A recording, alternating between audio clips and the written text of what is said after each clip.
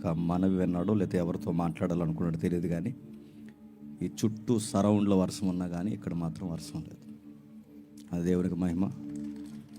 దేవుడు మనం నమ్మించిన సమయాన్ని ఒమ్ము చేయక విలువైన సమయాన్ని మనం ఉపయోగించుకుందాం. ముఖ్యంగా అనేక మంది యవనస్తులతో పాటు వారి యొక్క తల్లిదండ్రులు కూడా వచ్చారు కనుక వారికి అందరికీ ఉపయోగకరమైన కొన్ని సంగతులు ఆధ్యాత్మిక వెలుగులో మనం నేర్చుకుందాం. చిన్న ప్రార్థన చేసుకుందాం. ప్రార్థన.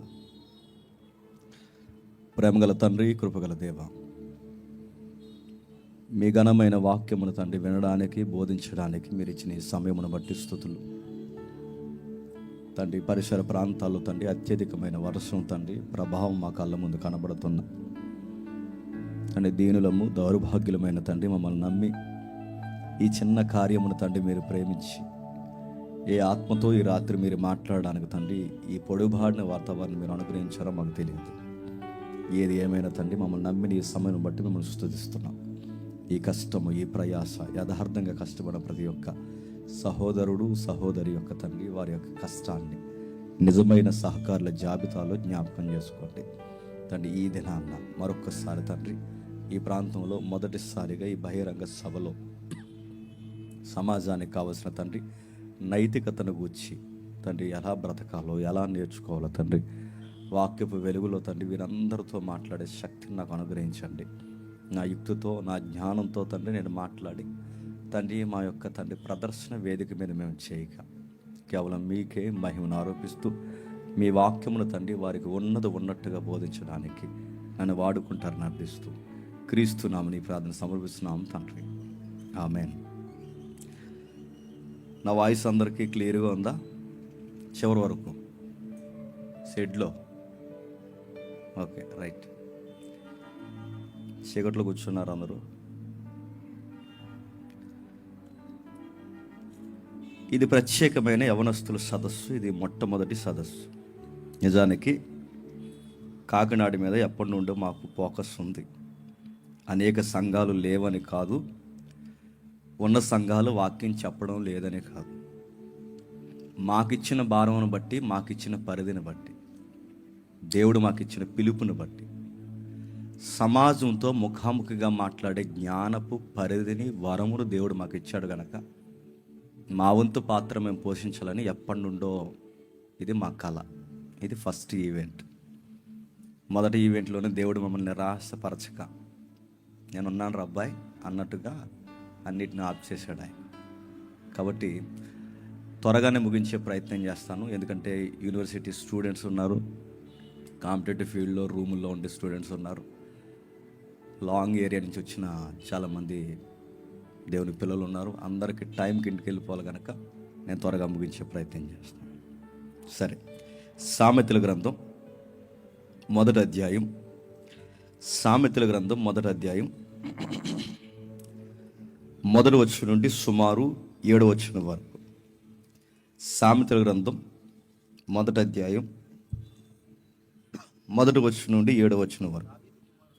దావీదు కుమారుడును ఇశ్రాయేలు రాజైన సొలొమోను సామెతలు జ్ఞానము ఉపదేశము అభ్యసించుటకు, వివేశ సల్లాపములను గ్రహించుటకు, నీతి న్యాయ యథార్థతను అనుసరించుట యందు, బుద్ధి కుశలత ఇచ్చు ఉపదేశమును అందుటకును, జ్ఞానము లేని వారికి బుద్ధి కలిగించుటకును, యవనులకు తెలివియు వివేచనయు పుట్టించుటకును ఇవి తగిన సామెతలు.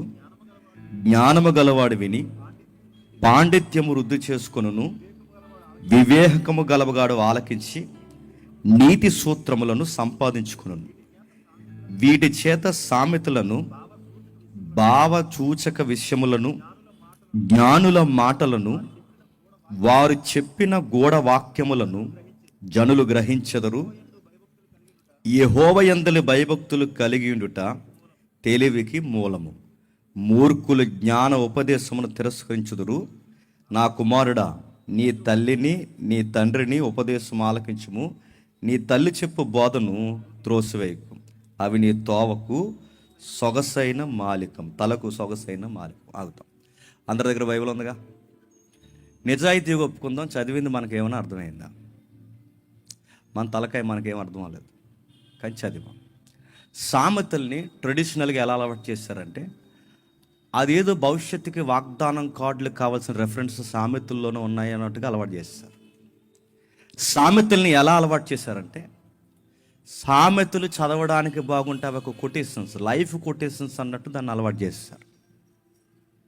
కొంతమంది తెలిసి చేస్తారో తెలియక చేస్తారో, మంచికో చెడుకో మొత్తం మీద అలవాటు చేస్తారు. సామెతల గ్రంథం 31 అధ్యాయాలు, 31 అటు ఇటుగా ఉంటాయి కనుక నెలకి సరిపోతాయి కనుక రోజుకు ఒక అధ్యాయం చదవండి రా అబ్బాయిలు అన్నారు. మొత్తం మీద సామెత గ్రంథం చదివే అలవాటు వచ్చింది. సామెతల మీద మమకారం ఉంది. సామెతల్ని కొటేషన్లుగా రాసుకునే వాడిక క్రైస్తవ సమాజానికి ఉంది. కానీ ఆ సామెతల గ్రంథం అనేది లైఫ్ లెసన్స్ అన్న సంగతిని మాత్రం గాలికి వదిలేస్తుంది. లైఫ్ లెసన్స్ అంటే జీవిత పాఠాలు నేర్పే సంగతులు అక్కడ ఉన్నాయంటే ఉన్నాయి. అవి బంగారు వాక్యాల రాయించుకొని మురిసిపోవడానికి రాసిన వాక్యాలు కాదు, లేదా నా భవిష్యత్తుకి ఏదో చెప్పడానికి రాయబడిన వాక్యాలు కాదు. ఈ వాక్యాల్ని దేవుడు ఎందుకు రాశాడంటే లైఫ్ లెసన్స్ అంటారు వాటిని. ఇంకా చెప్పాలంటే మోరల్ వాల్యూస్ ఆఫ్ లైఫ్ అని కొటేషన్స్ రాస్తారు కామెంటరీస్. ఇంకా లైఫ్ ఎథిక్స్ అంటే ఏంటో తెలియాలి ఇందులో రాస్తారు. ఏమున్నాయండి ఈయన గురించి రాసుకుంటుంటే సామెతల గురించి చదివితే ఈ చదివిన సుమారు 7-8 వచనాలు చాలా అసలు ఈ బుక్ యొక్క క్యాపబిలిటీ ఏంటో మనకు అర్థమైపోతుంది. ఈ పుస్తకాన్ని చదువుతాం, ధ్యానిస్తాం, అరే ఉందనుకుంటాం, రోజుకు ఒక అధ్యాయాన్ని అలవాటు చేసుకుంటాం, కానీ సారాంశాన్ని మాత్రం అర్థం చేసుకోవాల్సిన విధంగా అర్థం చేసుకోం. ఇది యూత్ మీట్ కనుక ఎక్కువగా యూత్ని కార్నర్ చేసి మాట్లాడాలనుకుంటున్నాను. ఇక ఏం జరుగుతుంది దీని గురించి మాట్లాడుకుంటే 3వ అధ్యాయం ఒక మాట అంటున్నాడు చూడండి. 3వ అధ్యాయంలో 3వ అధ్యాయం ఇదే సామెత గ్రంథం, మళ్ళీ చూద్దాం ఒకసారి. 3వ అధ్యాయం సామెత గ్రంథం 3వ అధ్యాయం మొదటి సుమారు 6 వచనాలు ఉన్నాయి చూడండి. నా కుమారుడా, నా ఉపదేశం మరొకకు, నా ఆజ్ఞలు హృదయపూర్వకంగా గైకొనుము, అవి దీర్ఘాయువును శాంతిని నీకు కలుగు చేయును, దయను సత్యమును ఎన్నడూ నేను విడిచిపోనీకము, వాటిని కంఠభూషణముగా ధరించుకొనుము, నీ హృదయమును పలక మీద వాటిని రాసుకొనుము. అప్పుడు దేవుని దృష్టి యందు మానవుల దృష్టి యందును నీవు దయనుంది మంచివాడు అనిపించుకొందువు. నీ సబుద్ధిని ఆధారం చేసుకొనక నీ పూర్ణ హృదయముతో యెహోవా యందు నమ్మిక ఉంచుము. నీ ప్రవర్తన అంతటి యందు ఆయనకు అధికారం ఒప్పుకొనుము. అప్పుడు ఆయన నీ త్రోవలను సరాలము చేయును. సామెతల్లో ఎక్కువ కనబడదండి తెలుసా, నా కుమారుడా, నా కుమారుడా. మరి మూలాల్లో ఎలా ఉంటుంది, నా కుమారుడా, నా కుమార్తె. ఆయన మాట్లాడుతుంటే దేవుడే సొలొమోను ద్వారా వ్యక్తీకరిస్తున్నది, నా పిల్లలారా. కొన్ని సంగతులు మీకు స్పష్టంగా తెలియాలి. ఆయన మాట్లాడుతూ పదే పదే సామెతల్లో కానీ ప్రసంగిలో కానీ ఆయన ఉపయోగించిన పదే ఉపయోగించిన పదం ఏంటి చెప్తున్నా, నాకు భయపడండి అన్నాడు. దేవుణ్ణైనా నాకు భయపడండి, సృష్టికర్తనైనా నాకు భయపడండి. ప్రశ్న, దేవునికి భయపడకపోతే మనకు బ్రతకడం చేత కదంటే సొసైటీలో కొన్ని ఎగ్జాంపుల్స్ ఉన్నాయి, చేత కాదు. దేవునికి భయపడకపోతే ఎథిక్స్ అంటే ఏంటో తెలియదంటే దేవుని భయం లేకపోతే ఎథిక్స్కి మీనింగ్ లేదు. దేవుని భయం లేకపోతే మోరల్స్ అంటే మనకేంటో అర్థం కాదంటే అర్థం కాదు.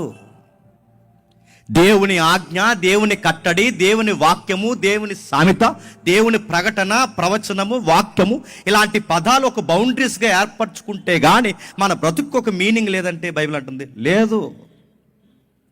అట్లా ఎట్లా చెప్తారండి మీరంటే, నేను ఎగ్జాంపుల్ చెప్పాను పోయిన సండే ఎప్పుడో మా చర్చిలో మాట్లాడుతూ. ఎగ్జాంపుల్ మీకు గుర్తుంటే ఒకసారి జ్ఞాపకం చేసుకోండి. క్రికెట్ ఆడుతున్నప్పుడు ఆటకి అర్థం ఉండాలన్నా, ఆటకి ఒక అర్థం, పరమార్థం ఉండాలంటే దానికి బౌండరీస్ ఉండాలి. ఆడరా అబ్బాయి, ఇంక నీకు 6 లేదు 4 లేదు, నీ ఇష్టం వచ్చినట్టు కొట్టే అంటే, ఇక 4 లేదు 6 లేదు, సింగిల్ ఏమీ లేదు, ఎవడ బౌలింగ్ ఆడేయడం అంటే ఆటకు అర్థం ఉందా? నేను కొట్టిన లాంగ్ షాట్కి 6 అని ఒక మీనింగ్ ఉంటే నా ఆటకి మీనింగ్ ఉంది. నేను కొట్టిన స్ట్రైట్ షాట్కి అది సరిగ్గా బౌండరీకి తగిలితే అది 4 అని ఒక మీనింగ్ ఉంటే నా ఆటకు ఒక అర్థం ఉంది. బౌండరీసే లేకపోతే ఆటకి ఎలాగైతే అర్థం లేదో, లైఫ్లో దేవుని కమాండ్స్ లేకపోతే లైఫ్కి మీనింగ్ లేదు. జీవితానికి అర్థం దొరకదు. దేవుని భయము, కట్టడ, ఆజ్ఞ, భయము ఇది పట్టకపోతే, దేవుడి కొరకు బ్రతకడం మనకు రాకపోతే నైతికత అంటే ఏంటో మనకు అర్థం కాదు. చాలామంది మేము ఎథిక్స్ ఫాలో అవుతాం, మాకు మోరల్ వాల్యూస్ తెలుసు, మేము చాలా డిగ్నిటీగా బతుకుతున్నాం, మేము ఎంప్లాయీస్, మేము పవర్లో ఉన్న ఎంప్లాయీస్ అని చెప్పుకుంటారు. కానీ నేను తిరగేసి అడుగుతున్నాను, దేవుడు లేని లైఫ్లో ఎథిక్స్ను చూడడం అనేది తెల్ల పేపర్ మీద, మళ్ళీ చెప్తాను, తెల్ల పేపర్ మీద నల్లటి అక్షరాలు చూస్తున్నట్టు గుర్తుపెట్టుకోండి. ఎలా అండి, దాన్ని ఎలా మీకు అర్థమయ్యేలా మాకు చెప్పగలరంటే ఒక ఎగ్జాంపుల్ చూస్తాను. స్క్రీన్ మీద ఒక ఆయన కనబడతారు, మీకు చూడండి. జిమ్ బ్రేకర్ కనబడుతున్నాడు ఆయన.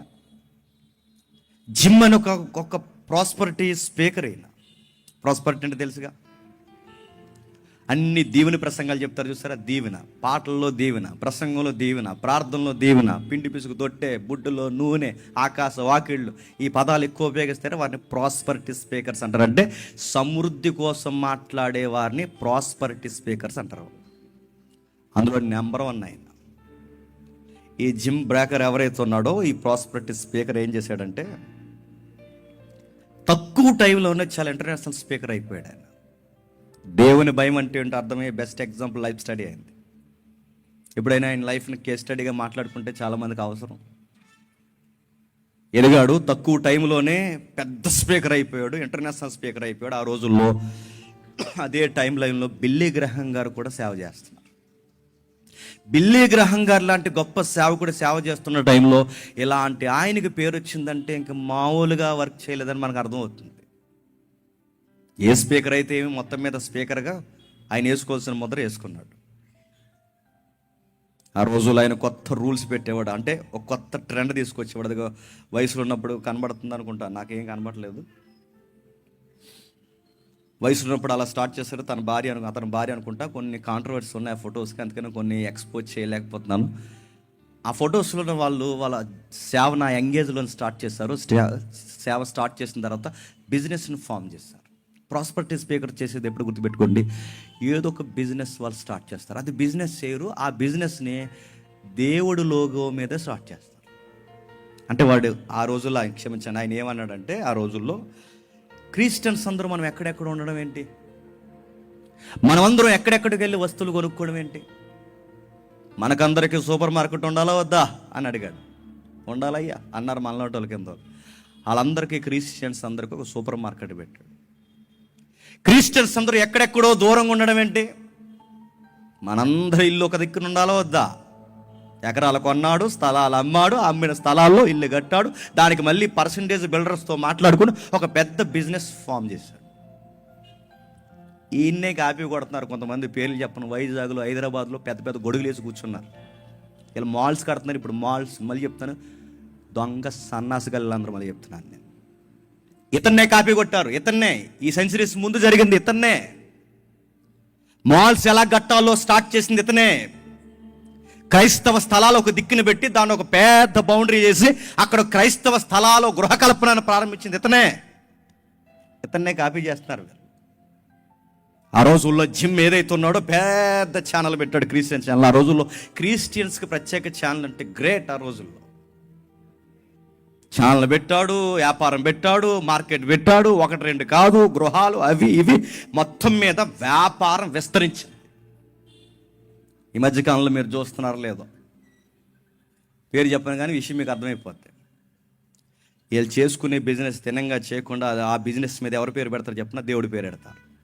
ఇదిగో మన మినిస్ట్రీ తరపున మేము ఏమమ్ముతున్నామంటే పలానా, అదేదో చేతికి పెట్టుకునేవి ఏంటవి, బ్యాండ్లు అమ్ముతున్నాం, ఫ్రెండ్షిప్ బ్యాండ్. మీరు ఎక్కడ పడితే అక్కడ కొనేసుకోకండి. అందులో 3 కలర్స్ ఉంటాయి. రెడ్ యేసుక్రీస్తు వారి గుర్తు, వైట్ హోలీ స్పిరిట్ గుర్తు, తర్వాత ఇంకోటి ఏదో చెప్పి నాకు గుర్తులేదు. బ్లాక్ సాధారణ గుర్తు కదా, ఏదో ఒకటిలేండి. మొత్తం మీద బండి ఆ ఏవైతే ఉన్నావో చేతికి పెట్టుకునే వాటిని ఒక పెద్ద బిజినెస్ చేస్తున్నట్టు. అరే కనీసం ఆలోచించే విశ్వాసం లేరు. కచ్చిపులు అమ్మేస్తే కొనేసుకునే వాళ్ళు ఉన్నారు, చేతులకు పెట్టుకునే తాళ్ళు అమ్మేస్తే కొనేసుకునే వాళ్ళు ఉన్నారు. అని అడుగుతున్నాను. ఇలాంటివన్నీ స్టార్ట్ చేసింది ఎవరంటే వెస్టర్న్ కల్చర్ స్పీకర్స్, గుర్తు పెట్టుకోండి. దాన్నే తెలుగులోకి వీళ్ళు డౌన్లోడ్ తీసుకొచ్చి ఈరోజు మనకు బిజినెస్ చేస్తున్నారు. సబ్జెక్ట్ వేరు, పక్కన పెట్టండి. ఈ జిమ్ బాగా చేశాడు, వ్యాపారం బాగా డబ్బులు సంపాదించాడు, అనంతకాలంలోనే కోట్లకు పడగలెత్తాడు. కోట్లకు పడగలెత్తిన తర్వాత ఏ దొంగ వ్యాపారాలు చేశారో దొంగ వ్యాపారాల్లో మళ్ళీ దొంగ పనులు జరుగుతాయా జరగవా? యథార్థముగా కష్టపడినవాడు వర్ధిల్లుతాడు అన్నది బైబిల్ డైరెక్ట్ స్టేట్మెంట్. యథార్థవంతుడు తప్పక వర్ధిల్లుతాడు అన్నది బైబిల్ స్టేట్మెంట్.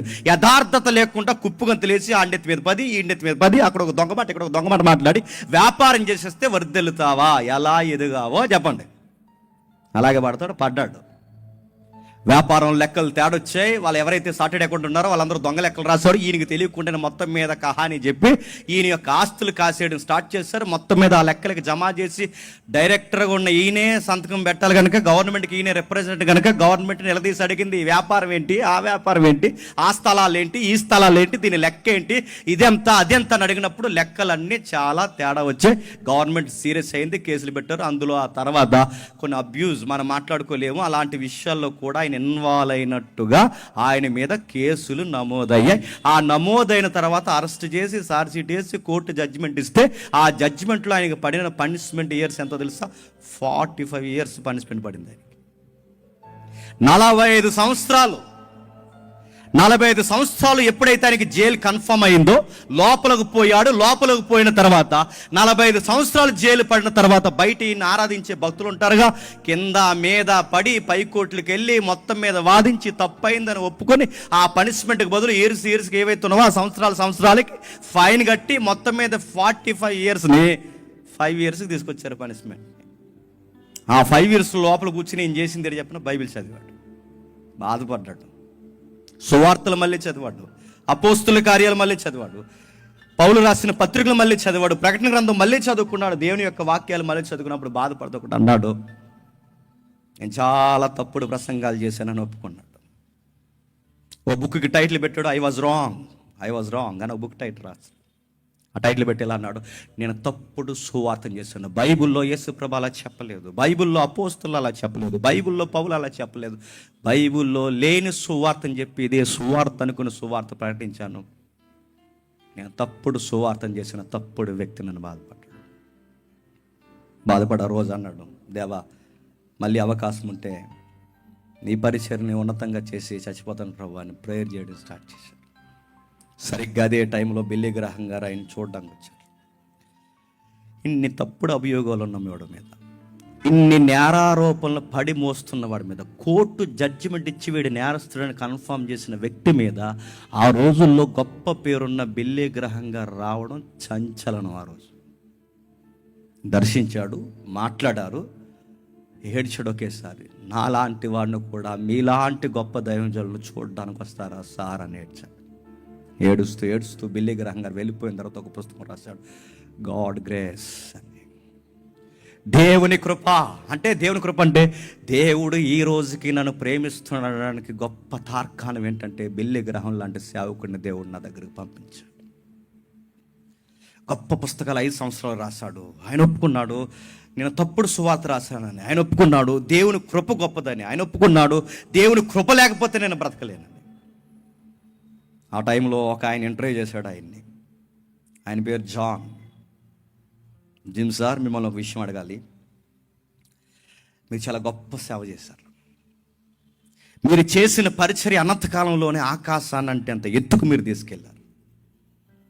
ఇంత దేవుడు హెచ్చించి ఇంత ధనం ఇచ్చి ఇంత పేరిస్తే ఆ దేవుడిని వదిలేసి లోకాన్ని ప్రేమించి డబ్బును ప్రేమించాలని మీకు ఎలా అనిపించింది సార్? మీకు దేవుడు అంటే ఇష్టం ఎలా తగ్గిపోయింది అని అడిగాడు. నా ప్రశ్న అర్థమవుతుందా? ధనమిచ్చిన దేవుడిని ఎందుకు మర్చిపోయారు? పేరిచ్చిన దేవుడిని ఎందుకు మర్చిపోయారు? ఇంత ఉన్నత స్థాయికి తీసుకెళ్ళిన ఆ దేవుడిని ఎందుకు మర్చిపోయారు? ఆ దేవుడిని ప్రేమించడంలో మీరు ఎందుకు వెనకడుగులేశారు సార్ అని అడిగితే, జాన్ నీకు విషయం చెప్పాలి, నేను దేవుడిని ప్రేమించడం లేదని నీకు చెప్పానా? జాన్ నీకు విషయం చెప్పాలి, దేవుడు అంటే నాకు ఇష్టం లేదని నీకు చెప్పాను. దేవుడు అంటే నాకు పిచ్చయ్యా, దేవుడు అంటే నాకు అమితమైన ఇష్టమయ్యా, దేవుడు అంటే ఇష్టం లేదన్నాడు. మరి దేవుడు అంటే ఇష్టం ఉన్నప్పుడు ఈ దొంగ డబ్బులో మీరు చేతులు ఎందుకు కలిపారు?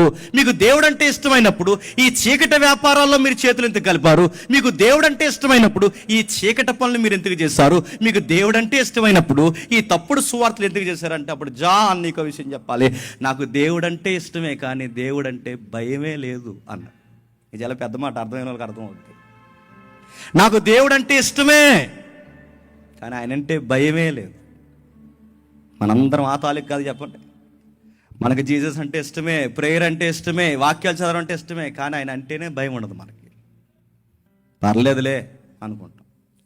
మన భయం, నేను కంపేర్ చేస్తున్నాను తప్పుగా అనుకోకండి, మనం ఎలాంటి వ్యక్తులం అంటే ఆయన రాశాడు, దేవుని గురించి ఎంత గొప్పగా రాసిన ఆయన రాస్తూ అంటున్నాడు, ఐ వాజ్ రాంగ్ అనే బుక్ రాశాడు, గాడ్ గ్రేస్ అనే బుక్ రాశాడు. ఇంత రాసిన ఆయన మళ్ళీ 5 years తర్వాత బయటకు వచ్చిన తర్వాత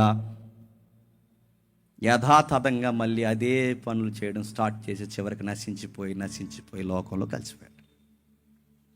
అరే ఇన్ని మాట్లాడిన వాడు ఎలా అయిపోయాడు అంటే అదే అంటున్నాను, దేవుడు అంటే ఇష్టం ఉంటే సరిపోదు. బైబిల్ నొక్కి సామెతలు చెప్పేది అదే, దేవుడు అంటే నీకే ఇష్టం కాదు, అన్నిటి కూడా ఇష్టం. యేసుప్రభు అంటే దేవుడు అంటే నీకే కాదు, లోకంలో ఉన్న చాలా మంది వ్యక్తులు కూడా దేవుడు అంటే ఇష్టమే, కానీ ఇష్టం కాదు అయ్యా, దేవుడు అంటే భయం ఉండాలి.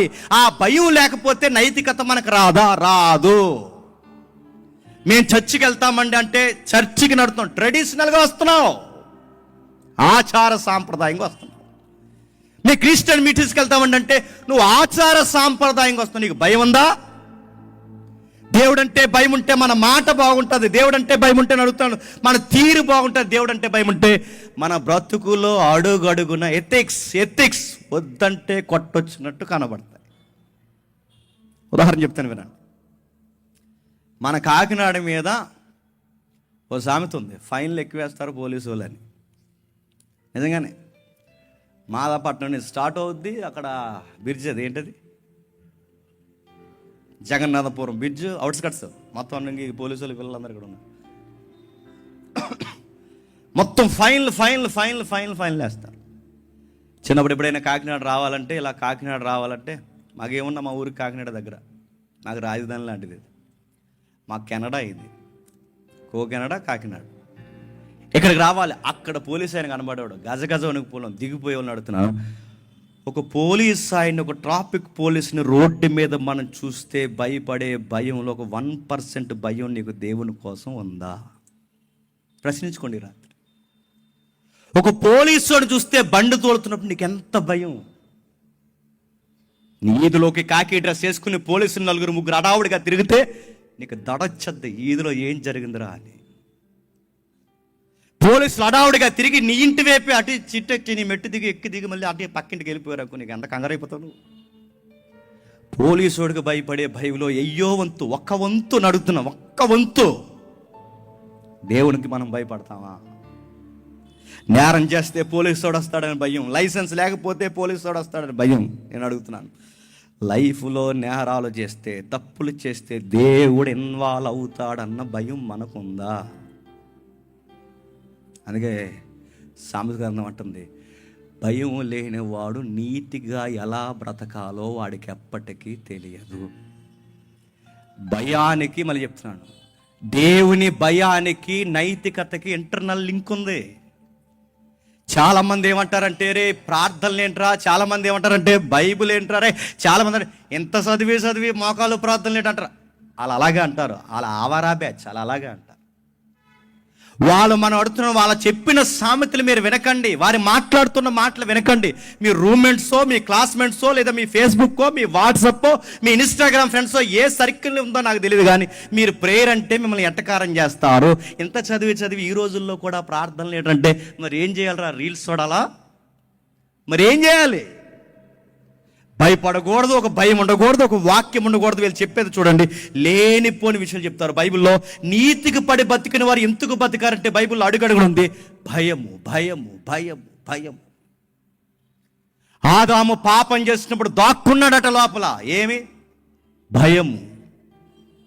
పాపం చేస్తేనే కాదు భయపడవలసింది, పాపం చేయకపోయినా దేవుడికి భయపడాలి. యేసుక్రీస్తు వారు ఏ పాపం చేసిన భూమి మీద శరీరధారి ఉన్న దినంలో దేవుని యందు భయము భక్తి కలిగి ఆయన కన్నీటితో ఉన్న దినముల్లో మహారోదన వేదన కలిగించడం అడుగుతున్నాను. ఆదాము తప్పు చేసి భయపడ్డాడంటే అర్థం ఉంది. యేసుక్రీస్తు వారు ఏ తప్పు చేశాడని భయపడుతున్నాడు? తప్పు చేయకపోయినా చెప్పండి, భయపడాలి. నైతికత రావాలి అంటే దేవునికి భయపడాల్సిందే. నైతికత తెలియకపోతే, అంటే నా దేవుని గురించి నాకు తెలియకపోతే, నా దేవుడు అంటే నాకేంటో అర్థం కాకపోతే, నా దేవుని పట్ల నాకు భయం లేకపోతే, నాకు నైతికత అబ్బదా అంటే అబ్బదు.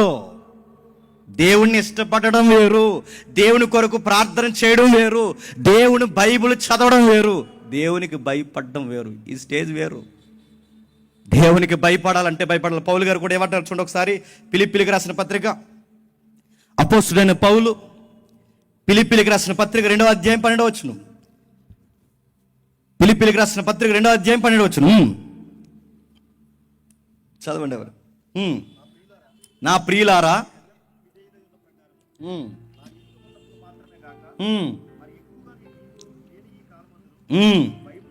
భయముతోను వణుకుతోను మీ సొంత రక్షణను కొనసాగించండి. ఏంటంట?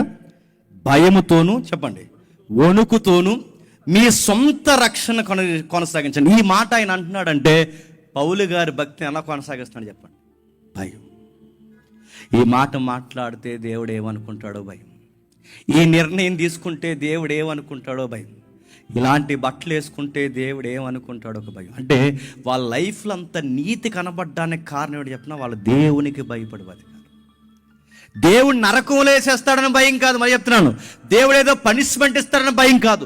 ఆయనకు మనం భయపడకపోతే మనకు ఎలా బతకాలో ఎప్పటికీ చెప్పండి, మనకు చేత కాదు. ఆయనకి భయపడితేనే మనకి నైతికత అర్థమవుతుంది. ఆయనకి భయపడితేనే ఆ మోరల్స్, వాల్యూస్, ఎథిక్స్ ఏవైతే నువ్వు వాడుతున్నావో పర్యాయ పదాలు, అవన్నీ మన లైఫ్లో కనబడాలి. అంటే భయం లేకపోతే మనకు తెలియదు. బౌండరీస్ మనం మెయింటైన్ చేయకపోతే తెలియదు. అవి ఎలా తెలుస్తాయంటే పౌలు గారు అంటున్నారు, ఆయనను తెలుసుకున్నాను కంట. ఆయన తెలుసుకుంటే దేవుడిని మనం తెలుసుకోవాలి. ఆయన తెలుసుకోకపోతే ఆయనకి ఎలా భయపడాలో తెలియదు మనకి. అందుకే కొన్ని మూలవాక్యాలు తీసుకుని ఈ ఆంగ్ల రచయితలు మంచి మంచి టైటిల్ పెడతారండి. Knowing God. ఆయన తెలుసా, ఆయన గురించి నీకు అర్థమవుతుంది, ఆయన గురించి నీకు తెలుస్తుంది, ఆయన ఇష్టం ఏంటో, ఆయనకి ఇష్టం కానిది ఏంటో ఆయన గురించి తెలిస్తేనే కాదు నువ్వు భయపడేది. మీ కాలేజెస్లో, మీ స్కూల్స్లో, లేదా మీ ఎంప్లాయీ లైఫ్లో, మీ వ్యాపారాల దగ్గర అన్యులు ఎన్నిసార్లు బైబిల్ని ఎద్దేవా చేసి ప్రశ్నలు అడుగుతున్నారండి బయట. ఈరోజు అడుగుతున్నారు, అదో ట్రెండ్ అయిపోయింది బయట. ఎంతమంది అడుగుతున్నారు చెప్పండి? ఒరే పలానా ఆది కాండంలో మీకు ఎలా ఉందరా అని అడుగుతున్నారు. మనకు తెలియని అధ్యాయాలు కూడా చెప్తున్నారండి.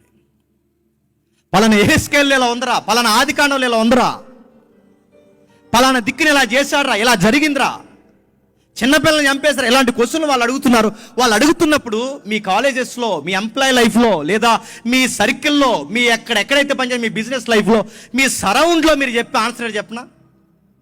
ఇలా తేరా ప్రశ్న ఏంటో తేలుతాను అంటున్నారా? మా పాస్టర్ గారిని అడిగి చెప్తాను అన్నారట. నేను అడుగుతున్నాను, నీ దేవుడు నీకే అర్థం కాకపోతే, నువ్వు నమ్ముతున్న దేవుడిని, నువ్వు ఏ దేవునికి ప్రార్థన చేస్తున్నావో, ఏ దేవుడి కోసం వాక్యం వినడానికి నువ్వు చర్చికి వెళ్తున్నావో, ఆ దేవుడు నీకే అర్థం కాకపోతే నేను అడుగుతున్నాను, నువ్వు బయటోడికి ఏం చెప్తావు? ఆ దేవుడు నీకే అర్థం కాకపోతే ఆయన కోసం నువ్వు భయపడి ఎలా బతుకుతావు? వాడు అడిగిన ప్రశ్నకి నువ్వే సమాధానం చెప్పలేకపోతున్నావు. వాడు అడుగుతున్నారు తిక్కడి, అది పెద్ద పెద్ద ప్రశ్న కదా, పెద్ద స్టాండర్డ్ జీకేలాగా అడుగుతారు వాళ్ళ కోసం. పెద్ద ప్రశ్న అది. ఆ లోతు ఎందుకు ఎలా చేశాడో, ఆయన ఎందుకు ఎలా చేశాడు, ఇయో పెద్ద ప్రశ్న. అరువు తెచ్చుకున్న ప్రశ్నలు, పూర్వకాలం ప్రశ్నలు. ఆ ప్రశ్నలు అప్పటి నుంచి అడుగుతా. ఆ ప్రశ్నకు కూడా నువ్వు సమాధానం చెప్పలేవు. నువ్వు చెప్పలేక ఏమంటున్నావు అంటే, మా పాస్టర్ గారిని అడిగి చెప్తాను అంటున్నావంటే, నీ బైబిలే నీకు అర్థం కాదు, నీ దేవుడే నీకు అర్థం కానినప్పుడు, నీ దేవుడేంటో నీకు అర్థం కాకపోతే ఆయనకి ఎలా బ్రతకాలని నీకు తెలుస్తుంది. ఒక భర్తతో మంచిగా కాపురం చేయాలంటే ముందు ఆయన అర్థం అవ్వాలి నీకు. 30 సంవత్సరాలు కాపురం చేసిన తర్వాత ఇతగాడు అన్నాడట, అర్థమవుతుందండి ఆ మనిషి అన్నాడట. మరి 30 ఏళ్ళు ఏం చేశారు? ఒకరినొకరు చూసి ఐ లవ్ చెప్పుకున్నారా? 30 ఏళ్ళు కాపురం చేసిన ఈవిడే నీకు అర్థం కాకపోతే, 30 ఏళ్ళు కాపురం చేసిన ఈయనే నీకు అర్థం కాకపోతే, ఇన్ని సంవత్సరాలు కాపురం చేసిన మీరే ఒకరికొకరికి అర్థం కాకపోతే అని అడుగుతున్నాను. మీ మధ్య ప్రేమ లేదు, భయం లేదు, భక్తి లేదు, స్వామి పూజ లేదు, భార్య ప్రేమ లేదు. ఇవన్నీ ఎందుకు లేవో చెప్పినా, ఆయన ఏంటో నీకు అర్థం కాలేదు, నువ్వేంటో ఆయనకు అర్థం కాలేదు. ఒకరికొకరికి అర్థం కాలేనప్పుడు ఎక్కడ భయపడాలో, ఎక్కడ ప్రేమించాలో, ఎలా ఉండాలో మీకు ఎప్పటికి తెలియదు. మీకు కాపురం బాగుపడదు. గుర్తుపెట్టుకోండి. దేవుడితో కూడా అంతే. ఆ దేవుడేంటో తెలియాలి. ఇది ఈయనకి నచ్చదా, ఇది ఈయనకి నచ్చుతుందా, ఇలా ఉంటే ఆయన ఇష్టపడ్డా, ఇలా ఉండాలా, ఇదా ఈయన వాక్యానుసారం కోరుకునేది. ఇవి నీకు అర్థం అవ్వాలిగా. ఇవి అర్థమైతేగా నీకు నైతికత అంటే ఏంటో అర్థం అవుద్ది. అందుకే జిమ్మీ లైఫ్లో మనం నేర్చుకోవాల్సింది ఏంటో తెలుసా? ఆయన చెప్తున్నాడు, జిమ్మీ లైఫ్లో మనం నేర్చుకోవాల్సింది, నాకు దేవుడు అంటే ఇష్టం, దేవుడు అంటే చాలా ఇష్టం, దేవుడు అంటే పిచ్చి, కానీ ఆ దేవుడు అంటే నాకు భయం లేదు. భయం లేదన్న ఒక్క పదం తన జీవితాన్ని పాడు చేసిందా లేదు చెప్పండి. అంత పెద్ద స్పీకర్నే దేవుడు అంటే భయం లేని ఒక పదం తన లైఫ్ను పాడు చేసింది. తన జీవితం పూర్తిగా పాడైపోయింది. అందుకు అడుగుతున్నాను, దేవుణ్ణి ఇష్టపడడం వేరు, దేవుణ్ణి కోరుకోవడం వేరు, దేవుణ్ణి ఆరాధించడం వేరు, దేవునికి భయపడడం వేరు. ఇంకా కింద చెప్తున్నాడు చూడండి. అదే సామెతల గ్రంథం 2వ అధ్యాయం, అదే సామెతల గ్రంథం 2వ అధ్యాయం మొదటి వచనం నుండి, నా కుమారుడా, నీవు నా మాటలు అంగీకరించి నా ఆజ్ఞల్ని యొద్ద దాచుకుని ఎడల, జ్ఞానమునకు చెవియొగ్గి హృదయపూర్వకంగా వివేచన అభ్యసించిన ఎడల, తెలివికై మొరపెట్టిన ఎడల, వివేచనకై మనవ చేసిన ఎడల, వెండిని వెతికినట్లు దాన్ని ఎతికిన ఎడల, దాచబడిన ధనముని ఎతికిన ఎడల, యెహోవా యందలి భయభక్తులు కలిగి ఉండుట ఎట్టుదో నువ్వు గ్రహించదు. ఇప్పుడు చెప్పండి, జ్ఞానానికి భయానికి లింక్ ఉందంటున్నాడు లేదా సొలొమోను గారు? జ్ఞానానికి భయానికి లింక్ ఉందంటున్నాడు సొలొమోను గారు. ఆయన మాట్లాడుతున్నాడు, నా కుమారుడా, నా కుమారుడా, నా ఆజ్ఞ ఏంటో తెలుసుకో, జ్ఞానం ఏంటో చెవియొగ్గు, తెలివేంటిదో మొరపెట్టు, వాటి గూర్చి ఆలోచన కలిగి ఉండు, వెతుకు, ఎండిని ఎతికినట్లు ఎతుకు. అంటే చాలా ఇంట్రెస్ట్గా నువ్వు కనుగొనాలి. నీ ఇంట్లో విలువైన బంగారు వస్తువు పడిపోయింది అనుకో, ఎంత ఇంట్రెస్ట్గా ఎదుగుతావో. జ్ఞానం ఎక్కడ దొరుకుద్దా అని సొసైటీలో కూడా ఎదగాలని గుర్తుపెట్టుకోండి. చర్చికి వెళ్తామంటే ఈదికి 70 చర్చిలు ఉన్నాయి, అన్నీ చర్చిలే, కానీ జ్ఞానం చెప్పే చర్చికి వెళ్తున్నావా? మళ్ళీ ప్రశ్న, నీ లైఫ్లో ఎవరైనా బైబుల్ జ్ఞానం ఎరిగిన వ్యక్తులు ఉంటే, ఇంగ్లీష్లో సామెత ఉంది, నీ లైఫ్లో బైబుల్ జ్ఞానం ఎరిగిన వ్యక్తి ఎవరైనా ఉంటే వాడి ఇంటికట్ట గుమ్మాలు అరిగిపోయే వరకు తిరగాలంట. అర్థమైతే ధన్యత. నీ లైఫ్లో బైబుల్ బాగా ఎరిగిన వ్యక్తులు ఎవరైనా ఉంటే వాడు గుమ్మం అరిగిపోయే వరకు తిరగాలట. వాడి జీవితంలో జ్ఞానం నేర్చుకునేంత వరకు నువ్వు పెట్టుబడి పెడుతూనే ఉండాలి. అడుగుతున్నాను, నీ లైఫ్లో వాక్య జ్ఞానం ఎరిగే స్నేహితులు నీకు ఉన్నారా? గాలి ఎదవాళ్ళందరూ ఉన్నారా చెప్తున్నా? ఎవరున్నారు చెప్పండి? ఆవరాగాళ్ళు అందరూ రారా పోదాం, మరి మీటింగ్ ఉందా, మీటింగ్ రోజు ఉంటారా పోదానట. ఈ బ్యాచ్ ఎక్కువ నీకు. నేను మీటింగ్లో కూర్చుంటే సెడగొడతారు. అదే తెలుగులో సామెత, కూసేగాడిది నువ్వు మేద్దామని వస్తావు, ఆడు కూసి రా అంటాడు, రా పోదామని. నేను అడుగుతున్నా, నీ ఫ్రెండ్ సర్కిల్ మార్చే. నీకు జ్ఞాన సంబంధమైన వ్యక్తులు ఉంటే వాళ్ళతో స్నేహం కలుపు. వాడు వాక్య సంబంధమైన వ్యక్తి అడుగు, అరే ఇదేంట్రా వాక్యంలో ఉంది, అరే ఇదేంట్రా ఇలా ఉంది, అదేంట్రా సామెతలు ఎలా చెప్పాడు, ప్రసంగిలు ఎలా చెప్పాడు, మత్తేలు ఎలా చెప్పాడు, వాక్యం నేర్చుకో, 4 ముక్కలు నేర్చుకో. ఎందుకంటే ఈ దేవుని గురించి నేర్చుకోవాలి. మళ్ళీ అడుగుతున్నాడు, ఈయన గురించి నేర్చుకుంటేనే భయం తెలుస్తుంది, ఈయన గురించి భయం తెలిస్తే నైతికత వస్తుంది.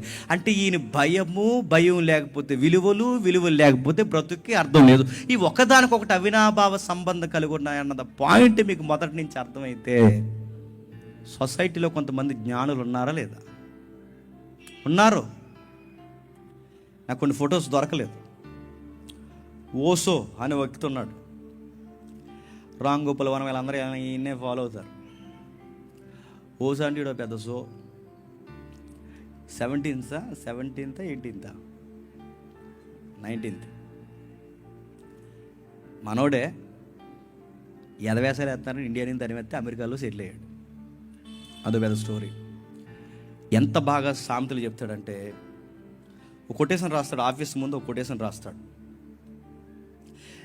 Live your slippers and minds అని రాసి ఆడ ఆఫీస్ మీద ఉంటుంది అనమాట. అంటే మీరు గదిలోకి వచ్చే ముందు మీ చెప్పులు మీ మెదళ్ళు అక్కడ వదిలేసారండి అని. మీరు గదిలోకి వచ్చేటప్పుడు మీ స్లిప్పర్స్ అక్కడ వదిలేయండి, మీరు గదిలోకి వచ్చేటప్పుడు మీ మైండ్స్ అక్కడ వదిలేయండి. అంటే మీ మైండ్లు తేకండి. ఎక్కడి నుంచి నా మైండ్ మీ మీద పనిచేస్తుంది. ఏం చెప్తావారు అయ్యి అంటే, నీకు సిగరెట్ కాల్చాలో ఉందా, కాల్సే అంటాడు. అదొక మైండ్.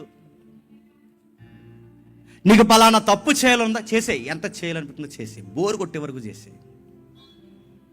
కానీ ఓసోకి తెలియని ఫైనల్ ఈవెంట్ ఏంటో తెలుసా? సిగరెట్ కాల్చినోడు నచ్చినంత కాలుస్తాడు. ఆ తర్వాత తిత్తి కనబడుతుంది, ఊపిరితిత్తికి. ఆ తర్వాత నడుతున్నాడు ఎవడు దానికి పూసి. ఇటు యథవసామెత చెప్పి సిగరెట్ కాల్చేయమంటాడు. ఇప్పుడు సిగరెట్లు కాల్చాక మొత్తం ఊపిరితిత్తులు పోతాయి. దానికి ఎవడు? నచ్చిన చీకటి పని చేసి ఇష్టం వచ్చినట్టు తిరిగంటే సుఖవ్యాధి వచ్చిపోతావు.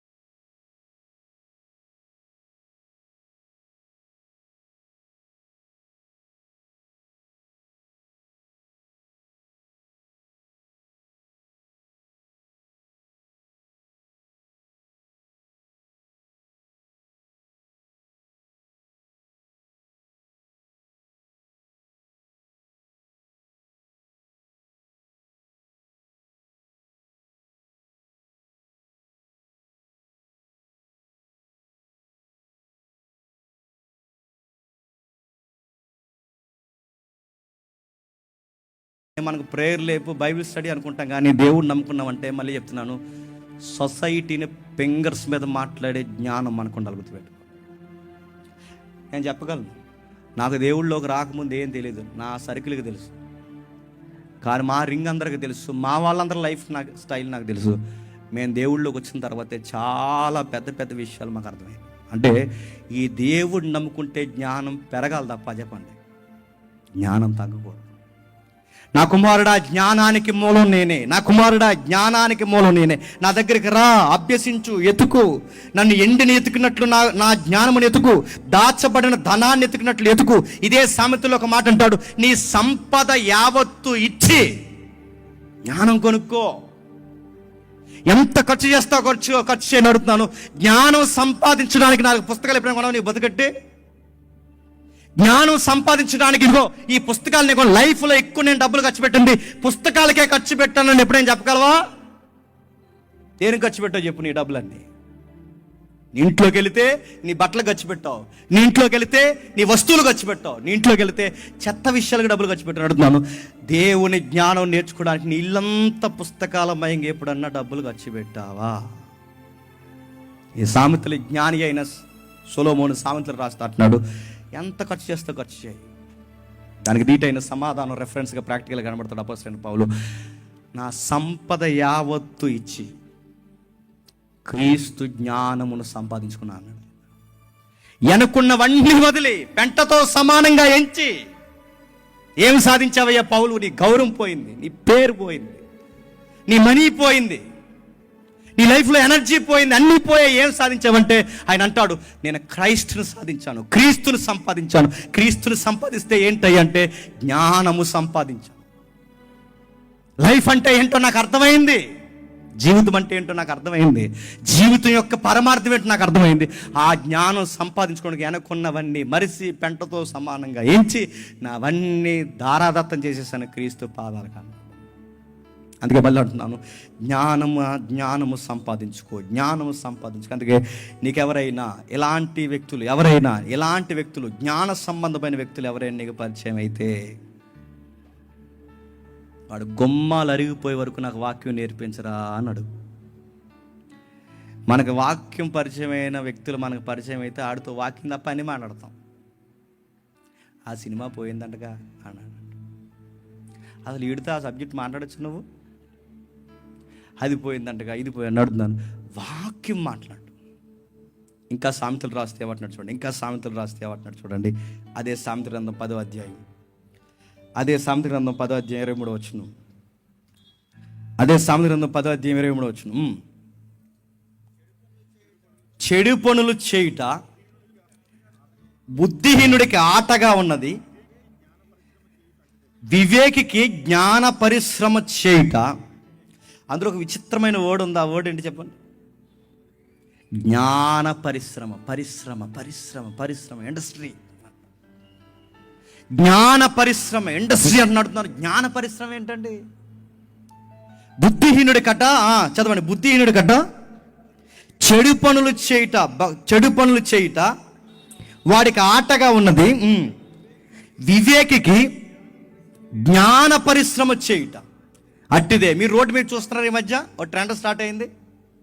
మీరు మార్కెట్కి వెళ్ళినప్పుడు కానీ, సూపర్ మార్కెట్కి వెళ్ళినప్పుడు కానీ, ఒక ఈదులో నిలబడినప్పుడు కానీ, ఇలా టౌన్ ఏరియాకి వచ్చినప్పుడు కానీ మీరు సొసైటీని గమనిస్తున్నారా? ఆవారాగాళ్ళు ఎక్కువైపోయి ఎకిలి మాట్లాడుకుని గమనించారు మీరు? ఏసిన జోకే ఏసి అడిగి నవ్వు రాదు, ఆ పక్కనోడికి నవ్వు రాదు, కానీ వాళ్ళకి నవ్వు రాపోయి నవ్వేస్తారు. చూసారా? అదో బ్యాచ్ అది. అలా గుంపులుగా తిరుగుతుంటారు, తిరుగుతారు. ఈ మార్కెట్లో తిరుగుతుంటారు గుంపులుగా. అలా గుంపులు తిరిగి యారా నవ్వేదండి. ఎందుకు నవ్వుతున్నావు? ఏం జోకు? అంతలో నవ్వొచ్చేంత కార్యక్రమం ఏముందంటే ఆడెందుకు నవ్వుతాడో ఈడికి తెలదు, ఈడెందుకు నవ్వుతాడో ఆడికి తెలదు. వీళ్ళకి ఇలాంటి పనులు చేయడం వాళ్ళకి ఎలా ఉంటుందో తెలుసా? చెప్పండి. ఆట. కొన్ని వీడియోస్ చూస్తున్నాం, అందరూ మార్కెట్లో బిజీగా ఉంటారు, వస్తువులు కొనుక్కుంటారు, అవి కొనుక్కుంటారు. ఈ మధ్య వీడు ఒక ఫోన్ పెట్టుకుని వచ్చి ఇలా నిలబడి అందరూ ఏడు ఏమైందని చూస్తున్నారు. అదో రీలు నడుతున్నాను. ఇదేం పిచ్చిరా? ఆడెవడో ఉంటాడో ఆ మధ్యకాలంలో చూస్తారు లేదు, అందరూ బిజీగా ఉంటారు. ఈ షాప్కి పైన దూకాడు, ఎందుకంటే రీలు నడుతున్నాను.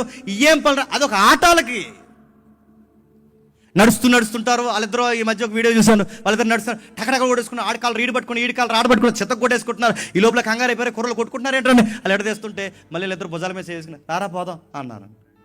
నేను అడుగుతాను, ఇదేం ఆటరా? హడావుడు చేయడం, జోకులు వేయడం, వేసిన మాటలే మళ్ళీ చెప్పడం, డబల్ మీనింగ్ మాట్లాడడం, ఎక్కిలి చేయడం, ఎందుకు నవ్వుతున్నారో తెలియకుండా దీన్ని ఎలా మాట్లాడుకుంటున్నా తెలిసి ఇది ఒక ఆట. దీనికి ఆపోజిట్ లైన్ ఏంటో చెప్పనా? జ్ఞానం ఉంటాడట, ఇండస్ట్రీని ఫామ్ చేసినట్టు లైఫ్లోనట ఒక పరిశ్రమనే ఫామ్ చేస్తాడట. వాడి జ్ఞానాన్ని రోజుకి ఎదుగుతాడట. వాడు రోజుకి ఆడే మాట తీరు, వాడి నిర్ణయాలు చూస్తుంటే ఈడు ఆడేనా అనిపిస్తుందట. ఈడు చూస్తుండగా ఈ నిర్ణయాలు ఏంటి, ఈ మాటలేంటి, ఈ రోజుకి డెవలప్మెంట్ ఏంటి అన్నప్పుడు వాడిని చూస్తే అర్థమవుతాడట. ఒక పరిశ్రమ మాదిరి వాడు తయారవుతాడు. వాడు ఏం మాట్లాడినాడు మాటల్లో విజడం కొట్టొచ్చినట్టు కనబడుతుంది. ఎవరు ఇలా తయారయ్యేదంటే బైబిల్ చెప్తుంది, యెహోవా యందలి భయభక్తులు కలిగిన వాళ్ళు. ఎవరు ఇలా తయారయ్యేదంటే యెహోవా యందలి భయభక్తులు కలిగిన వారు, జ్ఞానానికి మూలాన్ని ఎతికిన వారు, జ్ఞానం ఆయనని ఎతికిన వారు, దేవుడే జ్ఞానానికి మూలం, సోర్స్ అక్కడ ఉందని ఎవడైతే అనుకుంటాడో ఒక రోజు ఇక్కడ పరిశ్రమలా మారిపోతాడట. వాడు చుట్టూ చాలా మంది జ్ఞానమును అభ్యసించేవారు తయారవుతారంట. నీ గోల్ అలా ఉండాలి, నీ లైఫ్ స్టైల్ ఎప్పుడు అలా ఉండాలి. రోజు రోజుకి నీలో మెచ్యూరిటీ కనబడాలి, రోజు రోజుకి ఒక పరిపక్వత రావాలి. రోజు రోజుకి నేను చూస్తుంటే నేను చూసి నేర్చుకోవాలనిపించాలి, నిన్ను ఫాలో అయిపోవాలి. కొంతమంది నీలాగే మాట్లాడాలనిపించాలి, నీలాగే నడవాలనిపించాలి, నీలాగే నిర్ణయాలు తీసుకోవాలనిపించాలి, నీలాగే లైఫ్ని కట్టుకోవాలనిపించాలి, నీలాగే. ఎందుకంటే నువ్వు కదిలే జ్ఞానం అయిపోవాలి. నా కుమారుడా, నువ్వు ఎలా ఉండాలనుకుంటున్నావు తెలుసు? నువ్వు సొసైటీలో ఎలా ఉండాలంటే జ్ఞానము కదిలే జ్ఞానం ఉండాలని నేను కోరుకుంటున్నాను. నైతికత కావాలి. లోకంలో నైతికత లేదు, వాళ్ళకి విలువలు లేవు. నైతికత ఉన్న వాళ్ళు ఏం చేస్తారంటే, అదే మొదటి అధ్యాయం రాస్తూ ఏమంటున్నాడు చూడండి, 7వ వచనంలో మొదటి అధ్యాయం త్వరగా ముగిద్దాం. అదే సామెతల గ్రంథం కిందికి రాస్తున్నాడు విలువలు చూడండి. యెహోవా యందలి భయభక్తులు కలిగి ఉండుట.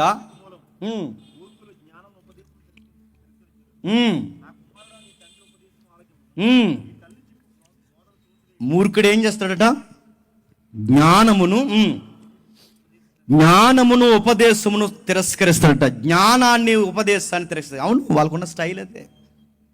వాళ్ళకి మంచి చెప్తే నచ్చదు. వాళ్ళు అంటారు, ప్రార్థనలు అంటారేంటి, బైబిల్ అంటారేంటి, ఇదంతా అవుట్ ఆఫ్ సబ్జెక్ట్. ఇప్పుడు ఈ టైంలో మనకేంటారు ఈ భక్తి భయం ఇలాంటివి మాట్లాడతారు. ఎందుకంటే వాళ్ళకి వాక్యం అన్నా ఉపదేశం అన్నా వాళ్ళ బుర్రకి ఎక్కదు. వాళ్ళకేంటి చెప్పిన, రిలీజ్ సినిమాలకి వెళ్ళిపోవడం జ్ఞానం వాళ్ళకి. వాళ్ళకి జ్ఞానం ఏంటి చెప్పిన, ఇలాంటి సాయంకాలం ముందు ఇలాంటి అడావుడి ఇవి ఉంటాయి కదా, అడావుడు ఏడు జరుగుతాయి సాయంకాలం టైంలో. ఏదో ఒక ఫెస్టివల్, ఏదో అడావుడి ఈవెంట్స్ జరుగుతాయి. అలా టైంలో రంగురంగులు బట్టలు వేసుకుని ఆలపుజాలు ఏలపుజాలు తాక్కుంటూ తిరుగుతూ అదొక లైఫ్, అదొక జ్ఞానం, అదొక రాయల్ లైఫ్. అలానే ఫీల్ అవుతారు. అదిగో నా ఎంక చూస్తుంది, అదొక స్టైలు. ఇదిగో నా ఎంక చూస్తుంది, ఇదొక స్టైలు. ఆ రంగులు పొంగులు ఇదొక స్టైల్. లైఫ్లో అలా మాట్లాడుకుంటూ అడుగుతున్నాడు, ఇదొక స్టైల్.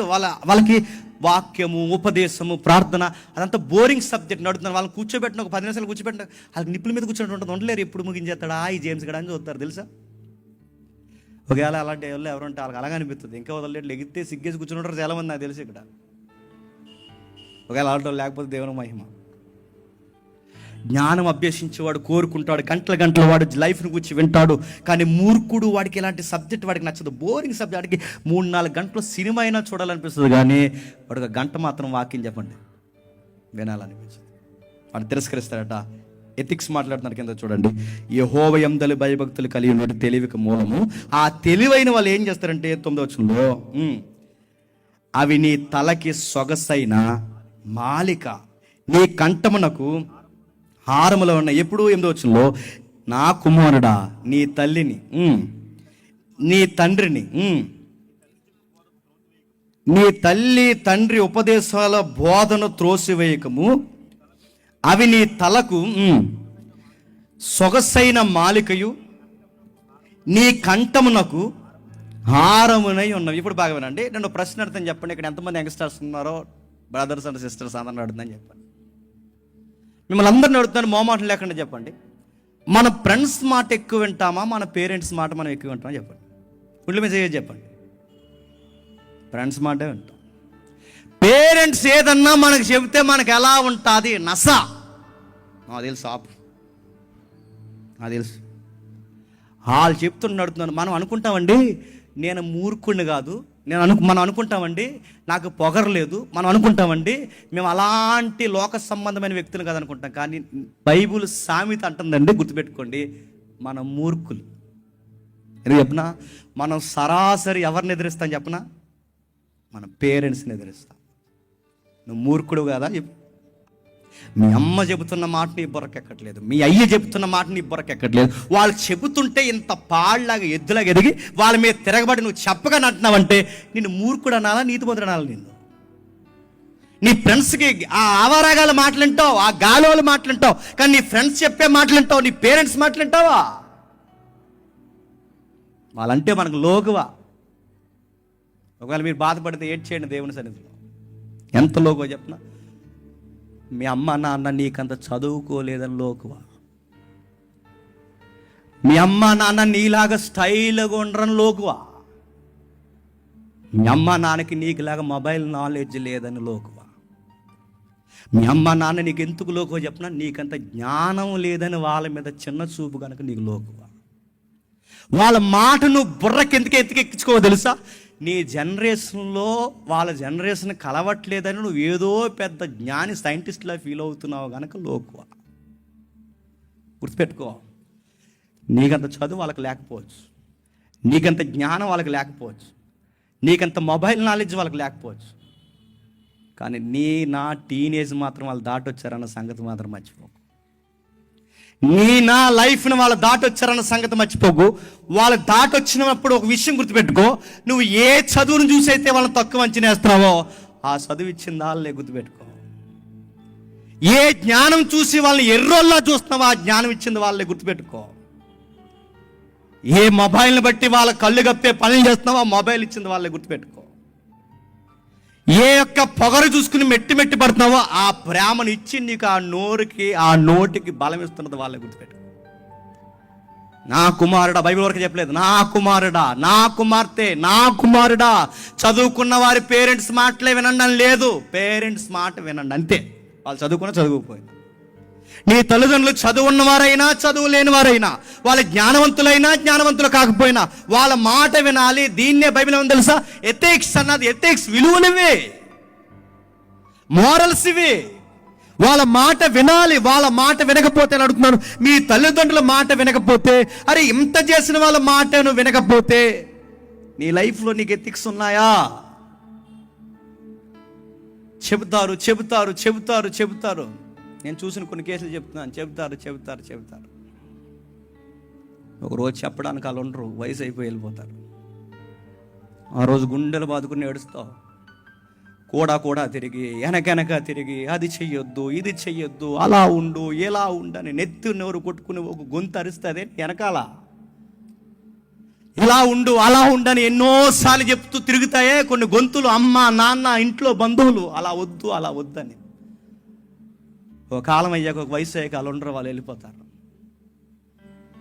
వాళ్ళు చెప్పింది వెనక ఈ స్నేహితులు చెప్పిన మాట విని జీవితంలో నష్టాలు తెచ్చుకుని, కుంపడి తెచ్చుకుని నెత్తి మీద పోసుకున్న తర్వాత జీవితాన్ని ఎలా కట్టుకోవాలో తెలియక అటుపోక ఇటుపోక ఇరుక్కుపోయి జీవితాన్ని ఏం చేయాలో తెలియక అప్పుడు ఏడుస్తావు ఒంటరిగా చీకట్లోకి వచ్చింది. మా అమ్మ ఉంటే బాగున్నావు, మా నాన్న ఉంటే బాగున్నావు, మా పెదనాన్న ఉంటే బాగున్నావు, మామయ్య ఉంటే బాగున్నా. ఆ రోజు ఏడుస్తావు. గుర్తుపెట్టుకో. అందుకే సామెతలు అంటుంది, my dear friends, my son, me parents మాట వినండి. వాళ్ళకి చదువు లేకపోయినా, వాళ్ళకి జ్ఞానం లేకపోయినా, వాళ్ళకి ఏమీ లేకపోయినా, వాళ్ళకి నో చెప్పకండి. నీకు నచ్చకపోయినా నో చెప్పకండి. చేస్తాను డాడీ, చేస్తాను మమ్మీ, చేస్తాను. ఒకవేళ వాళ్ళు చెప్పేది అది ఉపయోగకరమైనది కాకపోతే ఎదిరించకండి. అర్థమయ్యేలా చెప్పండి. దీనివల్ల ఇలా టైం వేస్ట్ అవుద్ది, దీనివల్ల ఇలా మనీ వేస్ట్ అవుద్ది. వాళ్ళకి అర్థమయ్యేలా చెప్పండి. మీ మాటను వాళ్ళకన్నా బాగా ప్రపంచంలో ఎవడన్నా అర్థం చేసుకోగలడా? వాళ్ళకి అర్థమయ్యేలా చెప్పండి. ఇసుక్కోకండి, వాళ్ళ మీద కసురుకోకండి. అందుకే సామెతలు అంటుంది, లైఫ్లో ఎవడ సక్సెస్ అవుతాడు, జీవితంలో ఎవడు ఎత్తుకెదుగుతాడు, జీవితంలో యెహోవా కార్యములు సమస్తము సమకూర్చి ఏ వ్యక్తిని దేవుడు దీవెనకరంగా మారుస్తాడంటే బైబిల్ చెప్తుంది, పేరెంట్స్ని ఆనర్ చేసిన వాడిని, పేరెంట్స్ని ఎవడైతే హానర్ చేస్తాడో వాడిని దేవుడు బ్లెస్ చేస్తాడు. నేను పొగరబోతుని కాదండి, నేను తిరిగిపోతుని కాదండి, నేను మాట విన్నవాడిని కాదని అంటున్నావంటే నడుతున్నావు. నువ్వు ప్రాక్టికల్గా నువ్వు పొగరబోతువో కాదు ఎక్కడ తెలిసిపోతుంది చెప్పనా? మీ అమ్మ నాన్న మాట విన్నప్పుడు నువ్వు పొగరబోతువు కాదు. మీ అమ్మ నాన్న మాట వినకపోతే చెప్పండి నువ్వు పొగరబోతువి, మూర్ఖుడివి.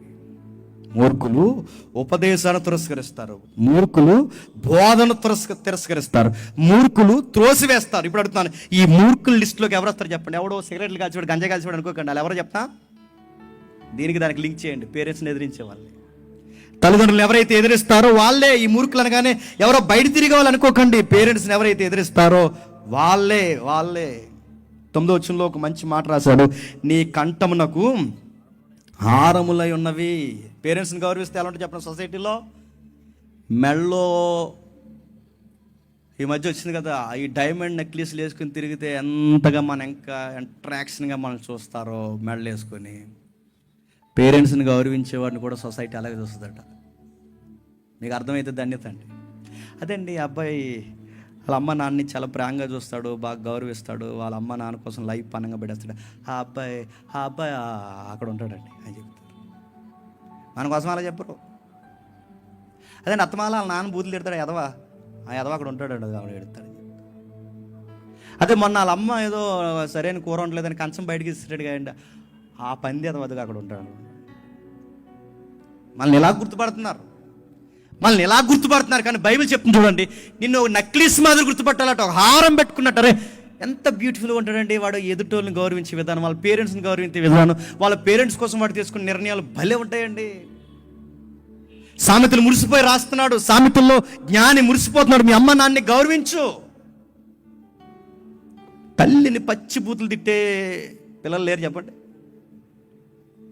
తండ్రిని ఎగిరెగిరి తన్నే కొడుకులు లేరు చెప్పండి. తల్లిని తండ్రిని కొట్టే కొడుకులు లేరు చెప్పండి. గొప్ప అనుకుంటున్నారు, నడుతాను కొట్టుకుపోతారు. మళ్ళీ చెప్తాను, గొప్ప అనుకుంటున్నారు, కొట్టుకుపోతారు, మట్టి కొట్టుకుపోతారు. మీ పేరెంట్స్ మీదకి నోరు లేచినా, మీ పేరెంట్స్ మీదకి చేయలేచినా, మీ పేరెంట్స్ మీదకి వ్యతిరేకమైన ఆలోచనలు లేచినా లైఫ్ సక్సెస్ అవుతుంది చెప్పండి. రివర్స్ అవుద్ది, జీరో అవుద్ది, నాశనం అయిపోద్ది. సామెత చెప్తుంది ఎథిక్స్, నైతికత ఉండాలి. ఏంటన్నా నైతికత అంటే నీ పేరెంట్స్ని గౌరవించు. తల్లిని బూతులు తిట్టేవాడు వర్దెల్లడు, తండ్రి మీదకి కాలు ఎత్తేవాడు వర్దెల్లడు. బైబిల్ చెప్తుంది తండ్రిని బూతులు తిట్టేవాడిని బైబిల్ జ్ఞాని అనలేదు చెప్పండి, మూర్ఖుడు. అమ్ముని ఎదిరించేవారిని జ్ఞానులు, బాగా చదువుకునే విద్యావంతులు అనలేదు చెప్పండి, మూర్ఖులు. పేరెంట్స్ని తక్కువ చేసి మాట్లాడేవారిని ఇలా జ్ఞానవంతులు అనలేదు బైబిల్. ఏమన్నా తెలుసా? మూర్ఖులు. జ్ఞానానికి మొట్టమొదటి అడుగు మరి చెప్తున్నాను, జ్ఞానానికి మొట్టమొదటి అడుగు మీ అమ్మ నాన్నని గౌరవించడమే తొలి అడుగు. వాళ్ళని గౌరవించంతే. ఈ జ్ఞానం ఎలా వస్తుంది అంటే బైబిల్ చెప్తుంది యెహోవా యందలి భయభక్తులు కలిగి ఉంటాం. ఈ జ్ఞానం ఎలా వస్తుందంటే యెహోవా యందలి భయభక్తులు కలిగి ఉంటే వస్తుంది. ఈ జ్ఞానం యెహోవా యందలి భయభక్తులు కలిగి ఉండడమే కాదు, ఆయన ఎడల భయము భక్తి కలిగి ఉంటే వీళ్ళని ఏదన్నా అంటే రెస్పాండింగ్ ఎక్కడ వస్తుంది చెప్పండి, అక్కడ వస్తుందన్న భయం నాకు ఉన్నప్పుడు నేను ఎవరిని గౌరవిస్తాను? నా కళ్ళ మీద ఉన్నప్పుడు చెప్పండి. ఈ విలువలు నాకు పెరుగుతాయి, నా తల్లిదండ్రులు గౌరవించాలని విలువలు. అంటే ఆయన ఎడల భయం నా తల్లిదండ్రులకి నాకు మధ్య ప్రేమ బంధాన్ని బలపరుస్తుందా లేదా? అందుకే యెహోవా యందలి భయభక్తులు ఉండాలి. నేను త్వరగా ముగిస్తాను. యెహోవా యందలి భయభక్తులు లేకపోతే ఇంకా ఏం జరుగుద్దంటే ఒక ఉదాహరణ చెప్తాను. ఆయన పేరు ఇందాకేదో చూసా మర్చిపోయాం. ఒక యంగ్ ఐఏఎస్ క్షమించండి, చాలా కాలం క్రితం కఠారి, నితీష్ కఠారి, ఒక యంగ్ ఐఏఎస్. చిన్న వయసులోనే గ్రూప్స్ కొట్టి ఐఏఎస్ ఆఫీసర్ అయిన రేంజ్ అయింది. ఆయన పాస్ అయ్యి ఆయన అధికారంలో కూర్చున్న తర్వాత పొంకాల పేజీలు రాశారు. గొప్ప చిన్న వయసులోనే ఉన్నతమైన స్థాయికి వెళ్ళిన మన భారతీయ యువకుడు రాశారు, గొప్పగా రాశారు. ఓ రోజు ఆయనకు పెళ్లి చేశారు. అనతి కాలంలోనే నెలలు దాటకుండా ఆ యంగ్ ఐఏఎస్ ఏం చేశాడు, తన భార్యని టార్చర్ పెట్టి టార్చర్ పెట్టి చంపేశాడు. మళ్ళీ అదే పేపర్లో రాశారు. ఏ యంగ్ ఐఏఎస్ కోసం అయితే ఈ పేపర్ గొప్పగా రాసిందో, మళ్ళీ అదే ఐఏఎస్ ఆఫీసర్ కొరకు గొప్పగా రాకుండా తిరగేసి రాసింది. తన భార్యని టార్చర్ పెట్టి మాంసం ఊరిపోయేలాగా చిత్రవద గురి చేసి చంపేశాడు. ఇప్పుడు చెప్పండి, ఆ ఐఏఎస్ ఆఫీసర్కి జ్ఞానం ఉందంటారా లేదంటారా? ఉంది. ఆయనకి బుక్ నాలెడ్జ్ ఉందంటారా లేదంటారా? ఉంది. ఆయనకి సొసైటీలో లా అండ్ ఆర్డర్ తెలుసా తెలీదా? తెలుసు. ఆయనకి రాజ్యాంగం తెలుసా తెలీదా? తెలుసు. ఆయనకి ఎవ్రీ సబ్జెక్ట్ మీద అవగాహన ఉందా లేదా? ఉంది. ఆయన అన్ని సబ్జెక్టులు డీల్ చేయగలడా? చేయగలడు. అరే ఎంత జ్ఞానం ఉన్నవాడు, మానవత్వం ఏమైందని తన భార్యను అలా చంపేశాడ్రా? ఇంత జ్ఞానవంతుడు ఇలాంటి పని ఎలా చేశాడ్రా అన్న ప్రశ్న మీకు అర్థమైతే, ఆయనకి జ్ఞానం ఉంది, ఆయనకి సమాజం పట్ల స్పృహ ఉంది, అన్నీ ఉన్నాయి. కానీ జ్ఞానం ఉన్న ఆయనకి చెప్పండి యెహోవా ఎడల భయభక్తులు లేదు. ఈ పాయింట్ మీకు అర్థమైతే చాలు. జ్ఞానం ఉన్నంత మాత్రాన మనం బతకలేం. లా అండ్ ఆర్డర్ తెలిసినంత మాత్రాన మనం బతకలేం. రాజ్యాంగం తెలిసినంత మాత్రాన మనం బతకలేం. సొసైటీ మీద ప్రతి సబ్జెక్ట్ మీద మనకు అవగాహన ఉన్నంత మాత్రాన మనం బతకలేం. ఈ గూగుల్ మ్యాప్లు ఇవన్నిటి మీద మనకు అవగాహన ఉన్నా బతకలేం. మన బతకాలంటే సూత్రం ఒకటే, ఐఏఎస్ అయినా, ఐపీఎస్ అయినా, జూనియర్ అయినా, సీనియర్ అయినా, సీనియర్ ఎంప్లాయ్ అయినా, ఎవడైనా సీనియర్ సిటిజన్ అయినా, నువ్వైనా నేనైనా బ్రతికి బట్ట కట్టాలంటే జ్ఞానం ఉంటే సరిపోదు, జ్ఞానానికి మూలమైన చెప్పండి యెహోవా యందు భయభక్తులు కావాలి. ఐఏఎస్ ఆఫీసర్కి, ఐపీఎస్ ఆఫీసర్కి ఆ భయభక్తులు లేవు కనుకే చెప్పండి భార్యను చిత్రవత గురించి చంపేస్తారు. ఎన్ఆర్ఐ సంబంధాలు ఎన్ఆర్ఐ ఇంక ఇండియాలో సంబంధాలు నచ్చలేదు కొంతమందికి. ఎన్ఆర్ఐ సంబంధించిన ఎన్ఆర్ఐని ఇలా పంపర్లేదు, ఎన్ఆర్ఐ మళ్ళీ ఇంటికి పంపించేద్దరు లేదా? ఏమైంది రే, మీరు ఇంటర్నేషనల్ ఇంగ్లీష్ మాట్లాడతారు కదరా, మీకు ఫారిన్ కరెన్సీ తెలుసు, ఇంటర్నేషనల్ బ్యాంక్స్ తెలుసు, మీ పెట్టుబడులు ఎక్కడే కదా అక్కడ కూడా ఉన్నాయి, ఇంత తెలుసు మీరు నీ భార్యను అంత చిత్రవత గురి చేస్తున్నావు ఏంట్రా అంటే వాడికి జ్ఞానం ఉంది, లాంగ్వేజ్ మీద నాలెడ్జ్ ఉంది, వాడికి విదేశీ పర్యటన పట్ల, జర్నీ పట్ల వాడికి జ్ఞానం ఉంది. కానీ వాడికి మానవత్వం లేకపోవడానికి కారణం ఏంటో తెలుసా? యెహోవా యందు భయభక్తులు. మీరు ఎక్కడ తిప్పు కొట్టండి సామెతలంతా, మీరు ఎక్కడ తిప్పు రాయండి సామెతలంతా, మీరు ఎక్కడైనా సొలొమోను కదపండి, సొలొమోను పిండి తీసిన సారంలో ఒక మాట, ఆయన ఏళ్ళ భయభక్తులు లేకపోతే జ్ఞానం ఏంటో తెలియదు. ఆ జ్ఞానం ఏంటో తెలియకపోతే ఎథిక్స్ ఏంటో మనకి ఎప్పటికే చెప్పండి అర్థం కావు. అందుకే కిందికి అంటున్నాడు, అందుకే కిందికి మాట్లాడుతూ ఒక మాట అంటున్నాడు 20 వచ్చి నుండి, అదే మొదటి అధ్యాయం 20 వచ్చి నుండి ముగిద్దాం. జ్ఞానము వీధుల్లో కేకలు వేయుచున్నది, గొప్ప సందడి గల స్థలముల్లో ప్రకటన చేయుచున్నది, పట్టణముల్లోను ఎట్లనగా జ్ఞానము లేని వారులారా, ఎన్నాళ్ళు జ్ఞానము లేని వారిగా ఉండకూడదురు, అపహాసకులారా మీరెన్నాళ్ళు అపహాసము చేయ ఆనందింతురు, బుద్ధిహీనులారా మీరెన్నాళ్ళు జ్ఞానమును అసహించుకుందరు. 3 కేటగిరీలు చెప్పాడు సొసైటీలో. ఏంటి ఆ 3 కేటగిరీలు ఏంటి చెప్తున్నారు చూడండి. 1 జ్ఞానం లేనోళ్ళు, 2 అపహాసకులు, 3 చెప్పండి బుద్ధిహీనులు.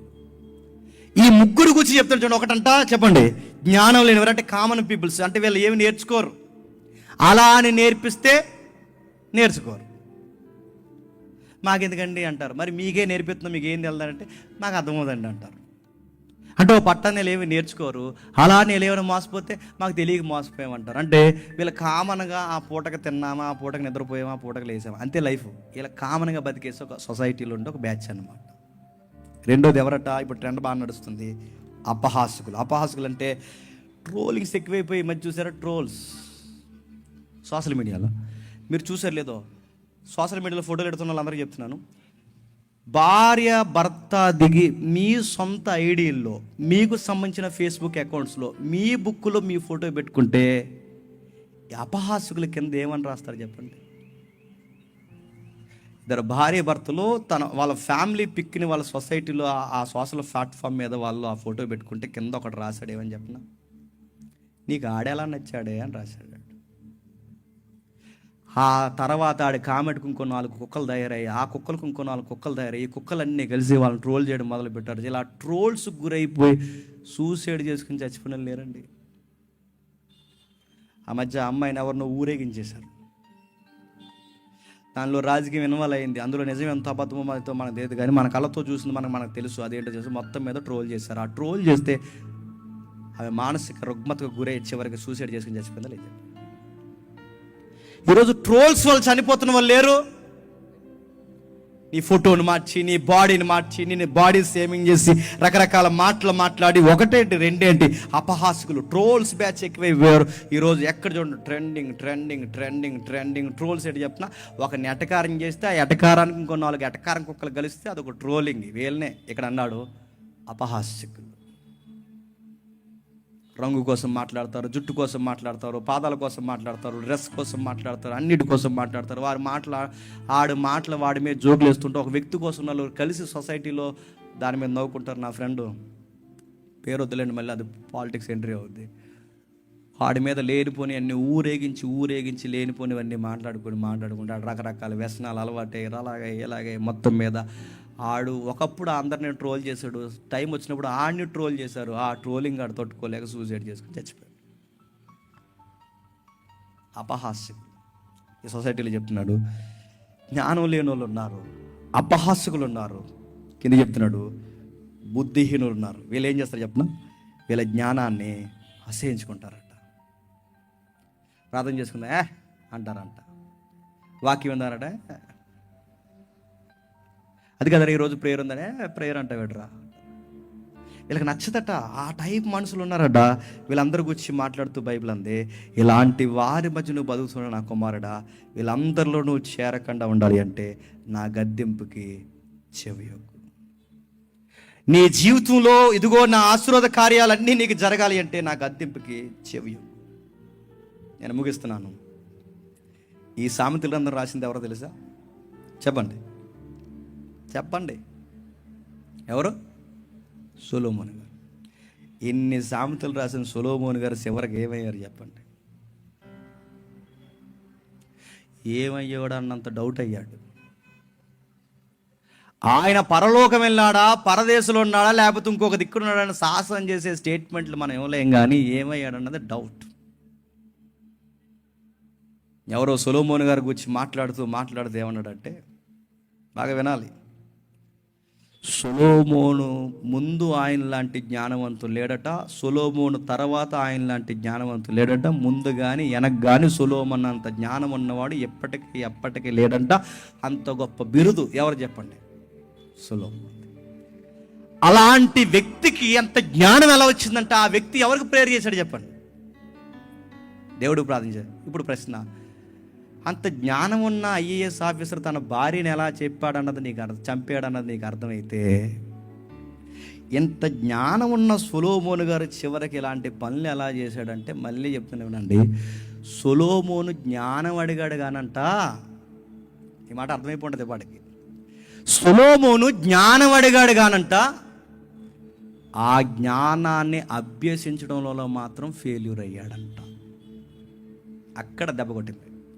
సొలొమోనుకి జ్ఞానం ఉంది, సొలొమోనుకి సామెతలు తెలుసు, సొలొమోనుకి సాంగ్స్ తెలుసు, సొలొమోనుకి పరమగీతాలు తెలుసు, సొలొమోనుకి భూమి కింద సూర్యుని కింద జరుగుతున్నవన్నీ తెలుసు. సొలొమోను గారికి అంత జ్ఞానం ఉంది. కానీ సొలొమోను గారి గురించి రాస్తూ ఇలా అంటున్నాడు, ఇంత గొప్ప జ్ఞాని సొలొమోనుకి, ఇంత తెలిసిన ఆయనకి జ్ఞానం తెలుసు, కానీ ఆ జ్ఞానాన్ని అభ్యసించాలన్న జ్ఞానం తెలియదండి. ఎంత పెద్ద మాట అండి అది. ఆయనకి జ్ఞానం తెలుసు, కానీ ఆ జ్ఞానాన్ని అభ్యసించాలన్న జ్ఞానం లేదంట ఆయనకి.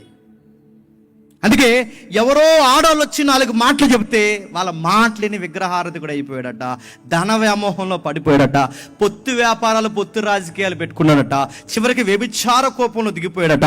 ఇంత జ్ఞాని ఇలాంటి పొరపాటు ఎలా చేశాడంటే, మళ్ళీ చెప్తున్నాను, జ్ఞానం ఉంటే సరిపోదు. చెప్పండి, యెహోవా యందలి భయభక్తులు ఉండాలి. నాకు బైబిల్ ఆదికాండం నుంచి ప్రకటన గ్రంథంలో తెలిసి అంటే తెలిస్తే ఎవరికి కావాలి? తెలిసింది పాటించడం కావాలి. నాకు మత్తయి సువార్తలో ఏముందో నాకు తెలుసు అంటే నన్ను పిలవకండి చచ్చకన్నాడు ఒకడు. నీకు మత్తయి సువార్తలో ఏముందో తెలుసు అని ఇటు బ్యాంది దగ్గర బ్యాంది సభలు కూర్చుని చూసారు లేదా వీడియో? సామెతలో సొలొమోను ఏమన్నా తెలుసా? నాకు తెలుసు అంటున్నాడు. 90 వేసేసి, అరే వీడికి అన్నీ తెలిసినాడు, వీడికి అన్నీ తెలుసు, మత్తయి తెలుసు, సామెతలు తెలుసు, ప్రసంగి తెలుసు, ప్రకటన తెలుసు, అన్నీ తెలిసిన వీడికి అరే ఎంత జ్ఞానం తెలిసిన వీడు, జ్ఞానమే తెలుసు. చెప్పండి, భయం తెలియదు. భయం నడుతున్నాను, భయం నరకానికి పోతామని కాదు, భయం దేవుడు ఏదో అగ్నిలో వేసేస్తాడని కాదు, భయము మనం ఏదో అయిపోతామని కాదు, భయం మనల్ని బాగు చేస్తుందని భయపడాలి. భయం దేవుడు మనల్ని నిలబెట్టే భయం ఒకటి ఉంటే ఆ భయం మనల్ని బాగు చేసి జీవితానికి ఒక అర్థం ఇస్తుందని భయపడాలంటే మనల్ని దేవుడు ఏదో చేస్తాడని భయం కాదండి. మనం భయపడకపోతే మనకు బతకడం చేత కాదని భయపడాలి. అందుకే దేవుడు అంటున్నాడు భయపడాలి. సొలొమోను గారు ఆయన భయపడటం మానేస్తాడు. వీళ్ళ తండ్రి ఎవరు చెప్పండి? ముగిస్తాను. ఈయన తండ్రి ఎవరు చెప్పండి? దావీదు గారు. నడుతున్నాను. సొలొమోను గారికి ఉన్నంత జ్ఞానం దావీదు గారికి ఉందండి. సొలొమోను గారి లెక్కలు దావీదు గారికి వచ్చా? సొలొమోను గారు లాంటి కన్స్ట్రక్షన్స్ దావీదు గారు చేయగలరా? సొలొమోను గారు లాంటి ఈ ఏవైతే పాలిటిక్స్, ఈ పొలిటికల్ సైన్స్లో ఈ పొత్తు బిజినెస్ ఆయన చేయగలడా? సొలొమోను గారు లాంటి ఈ విదేశీ వ్యాపారాల్లో ఈ సంబంధాలు పెట్టుకోగలడా ఆయన? సొలొమోను కన్నంత జ్ఞానం లేదు, సొలొమోను గారికి ఉన్నంత వ్యాపారం లేదు, సొలొమోను గారికి ఉన్నంత బంగారం లేదు దావీదు గారికి. కానీ గమనించండి, సొలొమోను గారికి ఉన్నంత జ్ఞానము వ్యాపారం దావీదు గారికి లేకపోయినా దావీదు గారికి దేవుడిచ్చిన సర్టిఫికెట్ ఏంటో తెలుసా?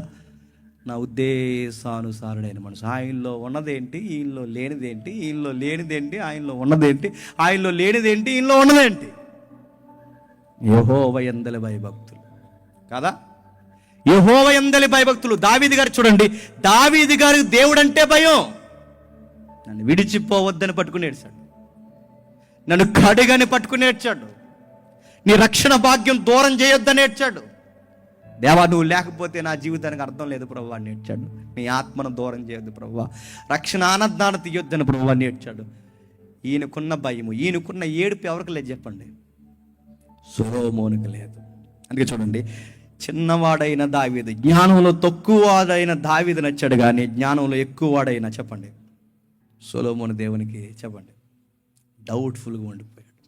నేను ముగిస్తున్నాను, ఒట్టే చెప్తున్నాను, నిజంగా ముగిస్తాను. ఈ సామెతల్లో ఉన్నవన్నీ కొన్ని కొటేషన్స్ ఉన్నాయి. త్వరగా ఇందాక స్టార్టింగ్లో చదివాగా ఆ కొటేషన్స్ నేను పదాలు చదువుతాను, మీరు జస్ట్ కోట్ చేయండి.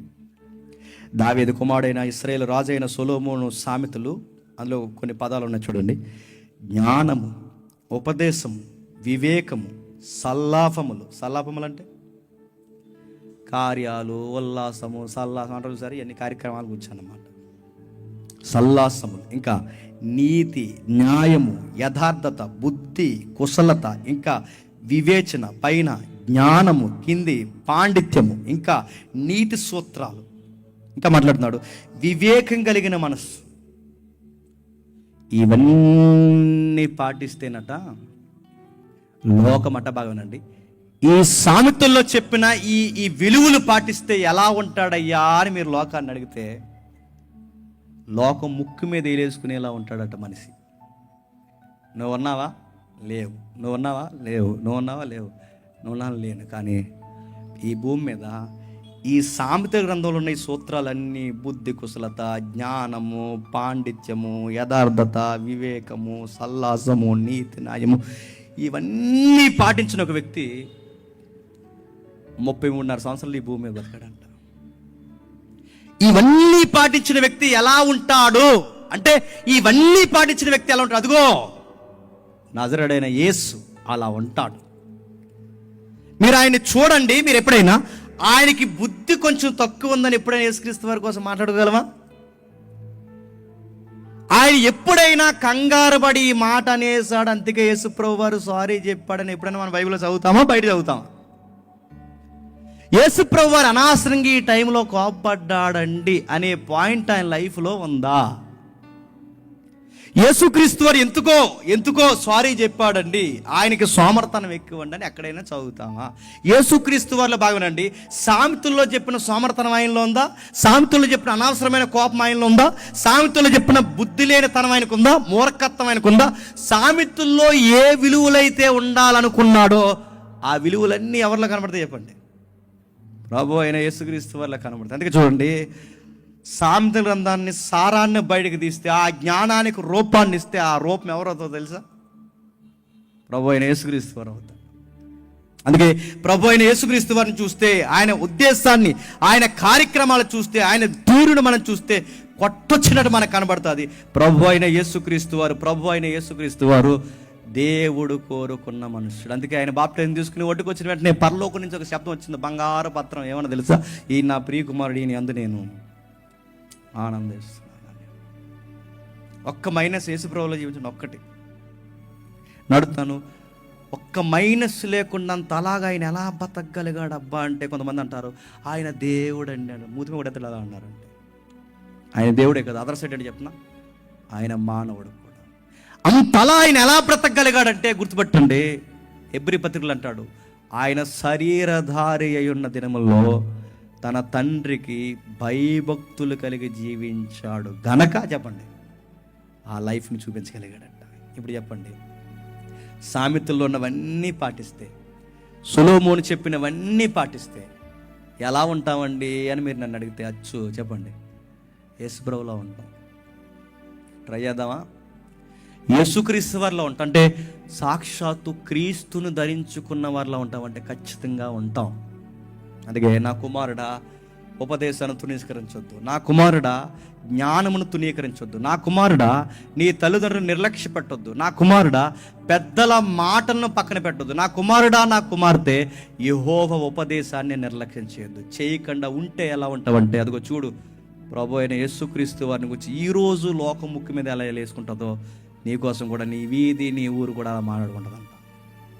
యంగ్స్టర్స్, తమ్ముళ్ళని, చెల్లెల్ని అందరిని అడుగుతున్నాను, ప్రభు అయిన యేసుక్రీస్తు వారిని ప్రాక్టీస్లోకి తీసుకురండి. ఆయనలాగా జీవించే ప్రాక్టీస్లోకి తీసుకురండి. ఈయనకి ముంగుర్తుగా బతికిన వాళ్ళు ఉన్నారు చూడండి. ఆ యోసేపు ఎంత భయపడ్డాడో మీరు చూడండి. నీతికి పడి జీవించినందుకు ఆ అబ్బాయికి ఇచ్చిన పనిష్మెంట్ ఏంటో చెప్పిన 14 సంవత్సరాలు జైలు వేశారు కదా అబ్బాయికి. నీతికి పడి నిలబడినందుకు యోసేపుకి 14 సంవత్సరాలు చేయని తప్పుకి శిక్ష చేస్తే, నీతికి పడి నిలబడినందుకు నాశనం అయిపోయాడని చరిత్రలో చదువుకున్నావా? ఆ దేశానికి ప్రధానమంత్రి అయిపోయాడు. నీతికి పడి నిలబడినందుకు దానియేలుని తీసుకెళ్లి సింహాల బోన్లో భయంకరమైన అన్యాచారాల్లో ఆయన గుర్తేసి చంపేయాలని ప్లాన్ చేస్తే, 70-80 సంవత్సరాలను ఒత్తుడు గురి చేస్తే చివరికి దానియేలు ఆ సింహాసనం ముందు ప్రధానమంత్రి స్థాయికి వెళ్ళిపోయాడు. ఇప్పుడు చెప్పండి, నీతికి పడి జీవిస్తే సొసైటీలో కష్టంగా ఉందన్నా అనకండి. ఎందుకంటే కష్టంగానే ఉంటుంది, పనిష్మెంట్గానే ఉంటుంది, అవసరమైతే జైల్లో పడేస్తారు. కానీ నువ్వు అలా ఓపుకుండు, దేవుడు నిన్ను ఎక్కడ కూర్చోబెట్టాలో చెప్పండి, తీసుకెళ్ళి అక్కడ కూర్చోబెడతాడు. అందుకే నీతి నిమిత్తము చెప్పండి హింస. నీతికి పడి చచ్చే వాళ్ళు కావాలి, నీతి కొరకు ఆకలి దప్పులు కలిగిన వారు కావాలి, నీతి కొరకు అన్నీ వదిలేసుకునే వాళ్ళు కావాలి, నీతికి పడి చచ్చే వాళ్ళు కావాలి. నీతి నీతి నీతి అని నిలబడండి. నీ సమస్త కార్యాలు యెహోవా సమస్తము సమకూర్చి జరిగిస్తాడు. ప్రస్తుతానికి కష్టంగా అనిపిస్తాయి, అన్నీ మూసుకుపోయినట్టు అనిపిస్తాయి, ఇక పోయినట్టు అనిపిస్తుంది, అయిపోయింది జీవితం అనిపిస్తుంది. కానీ ఆ నీతిని అలా పట్టుకుని గట్టిగా నిలబడిపో, సమస్తము సమకూర్చి నీ మార్గాలు సరళమైన చేస్తాడు. ప్రభు అయిన యేసుక్రీస్తు వారిని చూసి ఆనందించిన ఆ యెహోవాయే నిన్ను నన్ను కూడా చూసి ఆనందిస్తాడు. ఈ తరంలో కూడా మన గురించి సాక్ష్యం ఇస్తాడు. నా బిడ్డలు, నా కుమారులు, నా యొక్క సంతానమని నేను చాటుకోవాలని ఈ రోజుకి పరలోకపు దూతల సమూహంలో ఎదురు చూస్తుంది. అందుకే బైబిల్ చెప్తుంది, నా కుమారులారా జ్ఞానం సంపాదించండి. నిజంగానే ఓ పుస్తకం చదివావా? జ్ఞానం సంపాదించడానికే చదువు. ఒక లెక్కలు చేస్తున్నావా? జ్ఞానం సంపాదించడానికే చేయి. ఒక కాంపిటేటివ్ ఫీల్డ్లో ఉన్నావా? రేపొద్దు నీ సొసైటీకి 4 మాటలు చెప్పేంత జ్ఞానం సంపాదించాలని సబ్జెక్ట్ని ఆ వ్యూలో కూడా చదువు. నేను చూస్తే అనిపించాలి, వీడు చాలా అవసరమైన అబ్బాయిరా అని. అలానే చదువు, అలాగే ఉద్యోగం కొట్టు, అలాగే నిలబడు. దేవుడు చెప్పుకున్న కుమారుల వర్ధన్లు, నేను ఉన్నతమైన స్థాయి, నువ్వు కోరుకున్న ఉద్యోగం అని చెప్తాను. నువ్వు దాన్ని ఎదుక్కుని వెళ్ళడం కాదు, అదే నేను ఎదుక్కున్నాను. మీరు ఏ కాంపిటేటివ్ ఫీల్డ్ ఉన్నారు మీరు రాసి పెట్టుకోండి. ఈ ఎథిక్స్ మీరు ఫాలో అవ్వండి, ఈ దేవుడికి భయపడండి. మీ రూమ్స్లో ఉన్నప్పుడు, మీ క్లాస్ రూముల్లో ఉన్నప్పుడు, మీరు కాలేజీకి పోతున్నప్పుడు, లేదా మీ సెంటర్స్కి పోతున్నప్పుడు, మీ ఉద్యోగాలు ఎక్కడికి పోయినా ఈ భయభక్తులు కలిగి ఉండండి. ఆయన ఎళ్ళ భయభక్తులు కలిగిన వాడిని గోతులోని తీసుకెళ్లి సింహాసనం మీద కూర్చోబెట్టిన దేవుడు ఈయన. ఆయన ఎళ్ళ భయభక్తులు కలిగిన వాడిని సింహాలను నోర్లు మూచేసి తీసుకెళ్లి సింహాసనం మీద కూర్చోబెట్టిన దేవుడు ఈయన. ఆ రోజు ఉన్న దేవుడే ఈ రోజు ఉన్నాడు, ఈ రోజు ఉన్న దేవుడే రేపు ఉంటాడు, ఈ రోజు ఉంటాడు, నీతో ఉంటాడు, నాతో ఉంటాడు. నమ్మే నీ గొప్ప కార్యాలు జరిగించి, నీ తల్లిదండ్రులను గౌరవించి, నీ ఆశ్చర్య కార్యాలు జరిగించి, నీ తల్లిదండ్రులని దీవెనకరంగా నీకు వారికి మార్చే దేవుడు, గొప్ప దేవుడు ఈ రోజుకి దినమెల్లా చేతులు చేసి నిన్ను నన్ను పిలుస్తున్నాడు. ఆ యేసయ్య నీకు నాకు తోడే ఉండగాక. ఆమేన్, ఆమేన్, ఆమేన్. ఎవరు కదిలిపోవద్దు, ప్రార్థన చేసుకుందాం.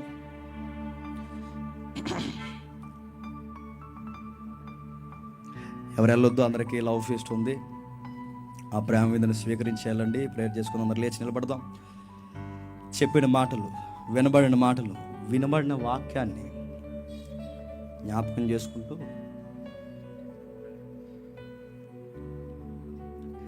మీ దేవుని దగ్గర ఒప్పుకోవాల్సిన ఏమైనా ఉంటే ఒప్పుకోండి. ఇలాంటి వాక్యాలు మాకు ఇంకా కావాలన్నా, మమ్మల్ని కట్టి, మమ్మల్ని గద్దించి, మమ్మల్ని పొడిచి, మా జీవితాల్ని అర్థవంతంగా మార్చే ఇలాంటి మాటలు మాకు కావాలన్నా అని మీకు అనిపిస్తే, అదిగో మీకు కనబడుతున్న అదే రేకుల షెడ్లో ప్రతి ఆదివారం 11 గంటల నుండి సుమారు 1 గంటన్నర వరకు ఇక్కడ వర్షిప్ జరుగుద్ది. మీ సంఘాలు మానొద్దు, మీరు ఏ సంఘాలకు వెళ్ళకపోతే మాత్రం ఇక్కడికి రండి. ప్రార్థన. ప్రేమగల తండ్రి, కృపగల దేవ, మాకన్నా జ్ఞానవంతుల లోకంలో చాలామంది ఉన్నారు తండ్రి. మాకన్నా వివేకం కలిగిన వారి లోకంలో చాలామంది ఉన్నారు తండ్రి. కానీ వాళ్ళెవరికీ మానవత్వం లేదు, ప్రేమలు లేవు, అనురాగాలు లేవు. మనుషుల పట్ల తండ్రి వారికి కావలసిన తండ్రి విలువలు, సంబంధాలు తండ్రి, అనురాగం ఏదీ లేదు. వాళ్ళకి జ్ఞానం మాత్రమే ఉంది తండ్రి. వాళ్ళకి పుస్తకాల జ్ఞానం ఉంది, వాళ్ళకి ఎలక్ట్రికల్ వస్తువుల జ్ఞానం ఉంది, వాళ్ళ ఉద్యోగాల జ్ఞానం ఉంది తండ్రి, వాళ్ళకి సంపాదన జ్ఞానం ఉంది. కానీ విలువలతో కూడిన జ్ఞానం లేదు. జ్ఞానంలో విలువలు రావాలి అంటే ఖచ్చితంగా మీ అళ్ళ భయభక్తులు కలిగి ఉండాలి దేవా. మీరనే భయమే లేకపోతే విలువలంటే ఏంటో మాకు తెలియదు. విలువలే లేకపోతే మాకున్న జ్ఞానానికి అర్థం లేదు. మేము మూర్ఖులం కాదు, సత్ప్రవర్తన కలిగిన వారు అని మేము చెప్పుకోవాలి అంటే మా తల్లిదండ్రులను గౌరవించాలి, మా పెద్దలను మేము గౌరవించాలి, మీ మాటలకు మేము లోబడాలి, మీ ఆజ్ఞలు తూచా తప్పకుండా మేము పాటించాలి. మా జీవితానికి తండ్రి సరిహద్దులు ఉన్నప్పుడే, వాటికి భయపడినప్పుడే మా జీవితానికి అర్థం, ఒక పరమార్థం ఉంది తండ్రి. సంత వీధుల్లో తండ్రి జ్ఞానాన్ని వినిపించి అరుస్తున్నారు, నా కుమారుడా, నా కుమార్తె విను విను వినని. మా తల్లిదండ్రులు తండ్రి మా వెనక తండ్రి ఎంత పరుగులు తీసి అరిసిన తండ్రి వాళ్ళ మాటలు మాకు చికాకుగానే పట్టనట్టుగానే మేము తిరుగుతున్నాం దేవా. మా బాగును కొరకు వాళ్ళకన్నా బాగా ఎవ్వరూ కోరుకోరు తండ్రి. అయినా వాళ్ళ మాటలు మాకు నచ్చవు. మా స్నేహితుల మాటలే మాకు నచ్చుతాయి తండ్రి, మా యొక్క ఇరుగు పొరుగు మాటలే మాకు నచ్చుతాయి. మా తల్లిదండ్రుల మాటలు మాకు నచ్చవు తండ్రి. దేవా, మేము విన్నాం సామెతల్లో, స్నేహితుల మాటలు విని నాశనం అయిపోయిన వారిని సమాజంలో చూసాం తండ్రి. తల్లిదండ్రుల మాట విని నాశనం అయిపోయిన వారిని సమాజంలో మేము చూడలేదు ఎప్పుడు. తల్లిదండ్రుల మాట విని పాడైపోయిన వారు ఉన్నారని ఎక్కడా మేము చూడలేదు తండ్రి. స్నేహితుల మాట విని పాడైపోయిన వారినే మేము చూసాం. అయినా మాకు జ్ఞానం ఎక్కడ లేదు దేవా. మాకు ఇలాంటి స్నేహాలు వద్దు, ఇలాంటి స్నేహితులు మాకొద్దు. మా తల్లిదండ్రులు మాకు కావాలి, మీ ఉపదేశాలు మాకు కావాలి, మీ ఎడల భయభక్తులు కావాలి, మీ విలువలు మాకు కావాలి. ప్రార్థన, వాక్యము, సహవాసం, మా చదువులు తండ్రి, మా యొక్క స్థితిగతులు, మా భవిష్యత్తులు, మా ఉద్యోగాలు అన్నీ మీ వశమే తండ్రి. మీకు ఘనమైన పాత్రగా ఉంటాం. మీ కొరకు బ్రతకడంలో అంత రాయల్టీ తండ్రి సొసైటీలో ఎక్కడ లేదు తండ్రి. ఆ రాజరికం మాకు ఇవ్వండి, మా మీద కుమ్మరించండి తండ్రి. ఈ రోజుకి తండ్రి సభ కొరకు కష్టపడిన ప్రతి ఒక్కరిని జ్ఞాపకం చేసుకుంటే ఎవరి కష్టమే అర్థం అవుతుంది. తమ్ముళ్ళు, అన్నలు తండ్రి ఎండన పడి తండ్రి, చెల్లెళ్ళు ఎందరో కష్టపడ్డారు దేవా. వారి కష్టాన్ని మీరు గుర్తిస్తారు, వారికి కావాల్సిన తండ్రి మేలులు మీరు జరిగిస్తారు. నేను చూసినా చూడకపోయినా తండ్రి వారిని ఆశీర్వదిస్తారు తండ్రి. చక్కటి పాటలు పాడిన తండ్రి తమ్ముళ్ళని, చెల్లెల్ని, సంగీతకారుల్ని, నా జత పని వారిని, ఏ స్వార్థం లేకుండా తండ్రి మా బాగును కోరి మా వెనకాల పరుగులు తీస్తున్న నా జత పని వారందరినీ తండ్రి ఆశీర్వదించండి. మా పెద్దలను, మా ఆత్మీయులందరినీ మీరు కట్టండి. మేము ఎంతో పరిచర్య చేయలేని తండ్రి ఆశ కలిగి ఉన్నాం. వాటన్నిటి విషయంలో ఎలా ముందుకు వెళ్ళాలో మాకు నేర్పించండి. వచ్చిన వారందరినీ జ్ఞాపకం చేసుకోండి. ఈ మాటలు ఎక్కడే విడిచిపెట్టి వెళ్ళిపోక వారి హృదయాల్లో భద్రం చేసుకుని తండ్రి పాటించే స్థాయికి వారిని నడిపించండి. జ్ఞానం ఉండి పాటించకపోతే సొలొమోను ఏమైపోయాడో మేము చూసాం తండ్రి. జ్ఞానం అంత లేకపోయినా తెలిసిన జ్ఞానం పాటించిన దావీదు ఎంత ఆశీర్వాదకరంగా మారిపోయాడో చూసాం తండ్రి. పౌలుని చూస్తాం, దానియేలుని చూస్తాం, యోసేపుని చూస్తాం, భక్తులందరినీ చూస్తున్నాం. వారు అలా బతకడానికి కారణం మీ ఎడల భయభక్తులు. మాకు ఆ భయాన్ని ఎప్పుడూ మా గుండెల్లో ఉంచండి. మేము భయపడుతున్నాం తండ్రి, భయపడుతున్నాం. కేవలం మీరంటే మాకు ఇష్టం మాత్రమే కాదు, మీ మాట అంటే భయం, మీ చూపు అంటే భయం, మీ కేకలంటే మాకు భయం తండ్రి, మీ వాక్యం అంటే మాకు భయం. మీరు మమ్మల్ని ఏదో చేసేస్తారని కాదు, మీరు మమ్మల్ని ఎక్కడ వదిలేస్తారా అన్న భయం తండ్రి. ఆ భయం ఎప్పుడు మా గుండెల్లో ఉంచండి, ఆశీర్వాదకరంగా మార్చండి. మా శత్రువుల్ని, మా మిత్రుల్ని అందరినీ కట్టి బలపరిచి తండ్రి సంఘాన్ని ఇంకనూ ఆశీర్వాదకరంగా మారుస్తారని కోరుతూ, ఏ కష్టాల కన్నీళ్ళతో ఈ సభకు వచ్చారో, ఏ ఇబ్బందులతో ఈ సభకు వచ్చారో నాకు తెలియదు తండ్రి. సమస్తం ఎరిగిన దేవా, వాళ్ళ జీవితాలు సమాధానం దయచేస్తారని కోరుతూ, నా శత్రువులు, నా మిత్రుల్ని ఆశీర్వదిస్తారని అర్థిస్తూ అందరినీ మీ చేతులకు అప్పగిస్తూ క్రీస్తు నామమున ప్రార్థన సమర్పిస్తున్నాం తండ్రి. ఆమేన్, ఆమేన్, ఆమేన్.